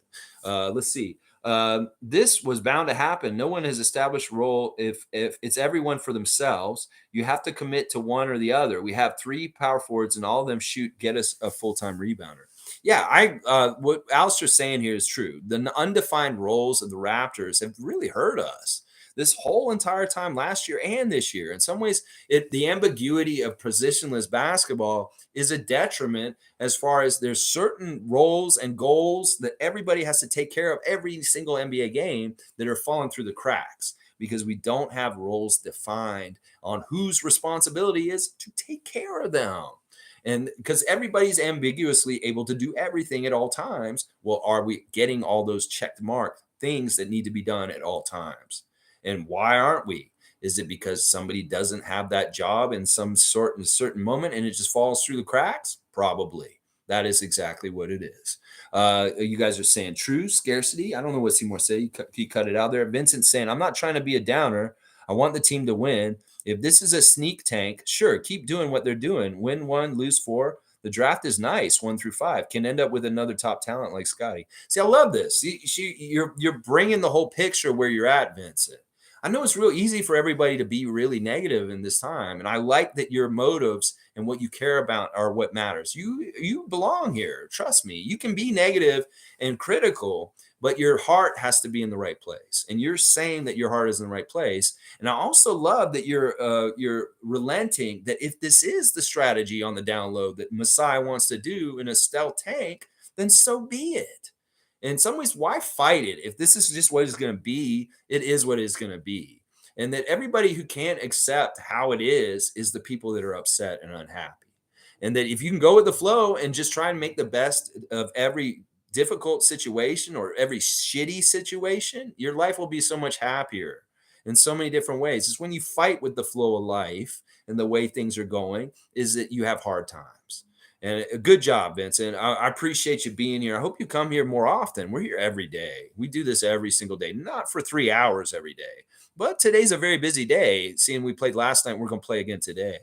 I'm a fun guy saying, with loud as hell 2017 and calling for Casey, Lowry, and DeRozan. We fans then were what pushed progress and forced our franchise to make a change, and a championship came from it. Reaction works. I don't agree with that. We had nothing to do with Casey getting fired. We had nothing to do with DeMar getting traded. That was all Masai and doing that. When Casey got fired, he was the coach of the year for a week. And I was like, what the fuck are you doing? I was not happy when he fired Casey. And some people were like, we need to get rid of Casey because he's not a good playoff coach. And that was true. He's like a certain thing he can do, but in the playoffs, he's not good at adjusting quick enough. And how quick you have to be in adjusting things. He would adjust from game to game instead of during the game. And that was a really big reason why Casey had to leave. But at that time, I wasn't pushing for him to get fired. I was never one of these persons that said fire Casey. I just said, okay, he may not be a good playoff coach, and we may need a coach that's better in the playoffs. And yeah, but I don't think it was the noise from the people that did that, because even when the timing happened, everybody was shocked. Everybody was like, holy shit, they just fired the coach of the year. He was just got coach of the year a week ago, and now we just fired him? And a lot of us like, whoa. Like, that was solely Masai and, like, him having the guts to do that. Sure, there may have been a little bit of noise and pressure, but he was the one who took the gamble. And was a huge gamble. You trade your franchise player and you fire your coach of the year in one offseason, and then you turn around and win a championship the next year. Woo! That you can't tell me that DeMar move was anything that anybody called for. Nobody wanted DeMar to get traded, and when it happened, we were all shocked. So I can't give the fans any credit for any of those changes that happened that turned into the championship year. That's Masai, purely and solely on him, and that's why I trust him. Paul's saying Sky's going to have a huge game tonight. I love that attitude, Paul B. And I hope so. 10 points yesterday don't cut it, Scott.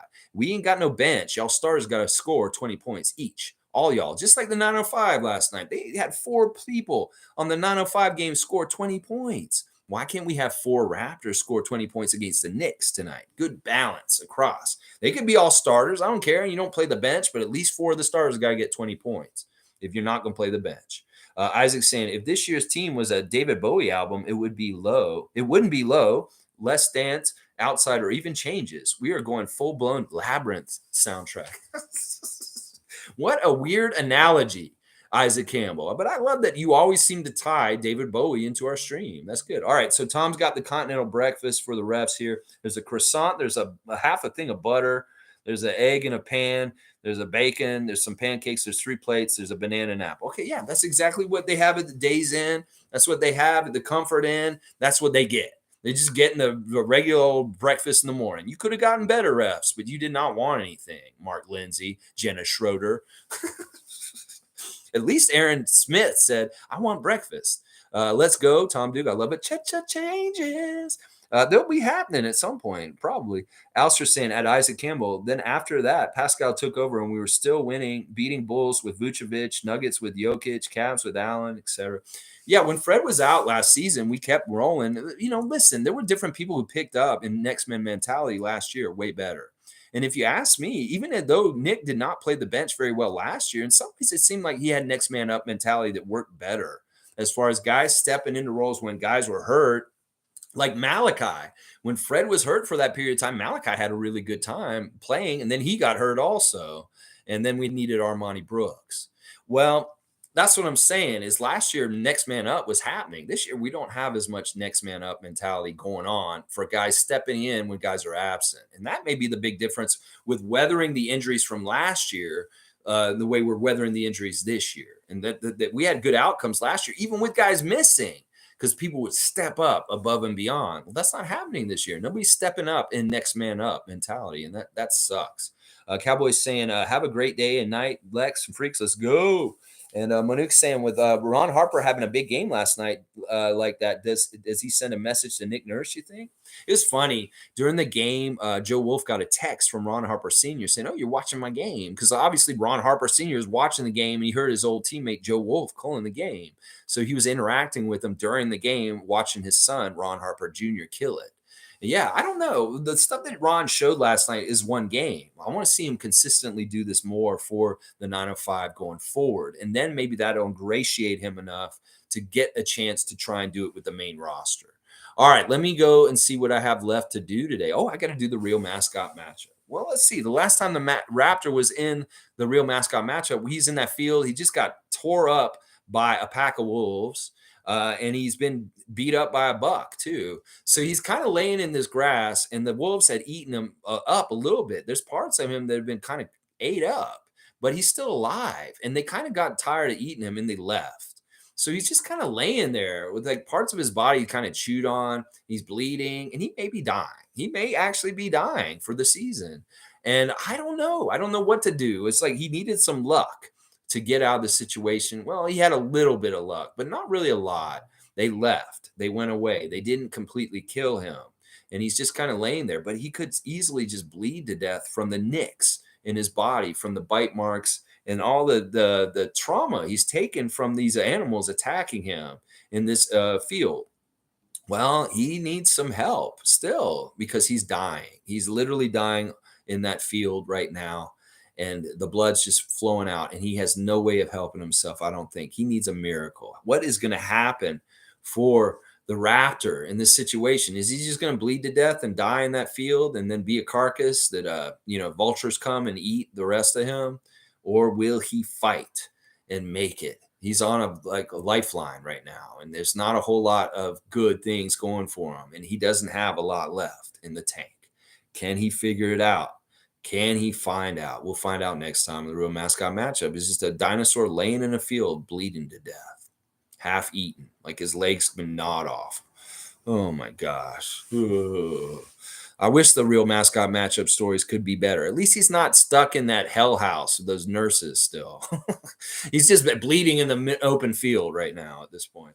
Oh my gosh. Monique's saying, oh yeah, okay, I read that. All right, just to recap. I don't want to get done actually before 4 hours. It's pretty good. Tough 2-point loss to the Celtics last night. I was at the game. It was a pretty fun game for the most part up until the end. Fuck you, Ed Malloy, with your ref hit job and your bullshit. You should be able to challenge any damn call that you guys call out there. You guys are so above the law that you cannot be challenged on anything like a jump ball. You should be able to be challenged on a jump ball because there's a play in the jump ball that may have been a foul. There's a play in there that you may have missed. Any play on the court, you might have missed something, referee, so you get it right. And I do not appreciate your reasoning with Eric Kareen after the game, Ed Malloy, as far as why we got assessed a timeout, even though we didn't get the opportunity to challenge, like Michael Smith had said. Yeah, it's all bullshit, and you're fucked up, Ed Malloy. Fuck you. Yeah, I hate him. Just real quick, it seems like with the injuries to Marcus Smart and Robert Williams III, that they won't be too serious. Coach Joe was kind of like saying that Marcus is already pretty good and that he'll be all right. And he's pretty sure Robert's going to be okay too. So just so y'all know, those injuries to the Celtics, they don't seem like they're going to be very long-term or awful for them. So I appreciate that in some ways because I don't like people getting hurt. And we didn't wish that on them, just so y'all know, Celtics Nation. 3 stars for that game, Pascal, Gary Trent, and Precious Achua. The 905 won their game against the Wisconsin Herd behind a very strong effort from Ron Harper Jr., David Johnson, and Christian Koloko were my 3 stars in that game. 9-point win over the Wisconsin Herd. Just good stuff. 4 Raptors 905 having 20 points scored. Today, we are playing the Knicks. Mitchell Robinson is out for the game. That is the only injury for them. And meanwhile, on our side, Otto Porter Jr. and Delano Banton are out. Meanwhile, Fred and OG are questionable for the game today. They may not be playing today. Our referees for tonight are Mark Lindsay, Aaron Smith, and Jenna Schroeder. Not a bad ref crew. I don't mind them at all. If you guys enjoy my channel and this marathon 3.5-hour Raptor Odyssey, please hit subscribe. I do this every single morning. Tomorrow we'll be reacting to this New York Knicks game tonight at 6 o'clock. And on Tuesday, we're playing trivia. So come in at 9:30 on Tuesday morning and play some fun Raptors trivia. We always have a fun time, and we have prizes. We actually get people some prizes, and they win something. The prize is a Vince Carter bobblehead for the trivia. So hopefully you will come and play some trivia. All right, y'all. Thanks for watching me. I appreciate you coming and being here for the long haul. It's this is a long season, just like this stream, and a lot can happen. Let's not totally give up hope, and let's just be positive and hope for the best and make everything a no-lose scenario. That's the best way you can live your life. You make lemons into lemonade. You make the bad situations, you game it for your advantage. That it may not be an advantage at this time right now because you're losing, but it all adds up in the long run to be a positive because it's a long-term perspective of how things will go overall that is important more than the short-term results right now. All right, y'all, have a great day, and let's go Raptors. Beat the Knicks. My keys to the victory tonight are outscore them, out-rebound them, outplay them, out-Raptor them. Don't let them do nothing. With no Mitchell Robinson down low, I would like to see Scottie operate down near the basket much more. I think that he can take any of those guys, and that Robinson was really the biggest impediment to him being very successful in the low post against the Knicks in recent games. Well, Robinson's not playing tonight. Get that ball to Scottie down low as a conduit, either going up with it in the low post or passing out of a double team collapsing on him to an open 3-point shooter. That whoever it is on the Raptors. Let's go. And Tom Duke's got, it looks like he's got pina coladas or mimosas or something there. Oh, it's lemonade? It's lemonade. And Isaac's like, let's put the Continental into the breakfast. That's right. You ain't got no international league without the Raptors. And don't you forget that, NBA. Let's go.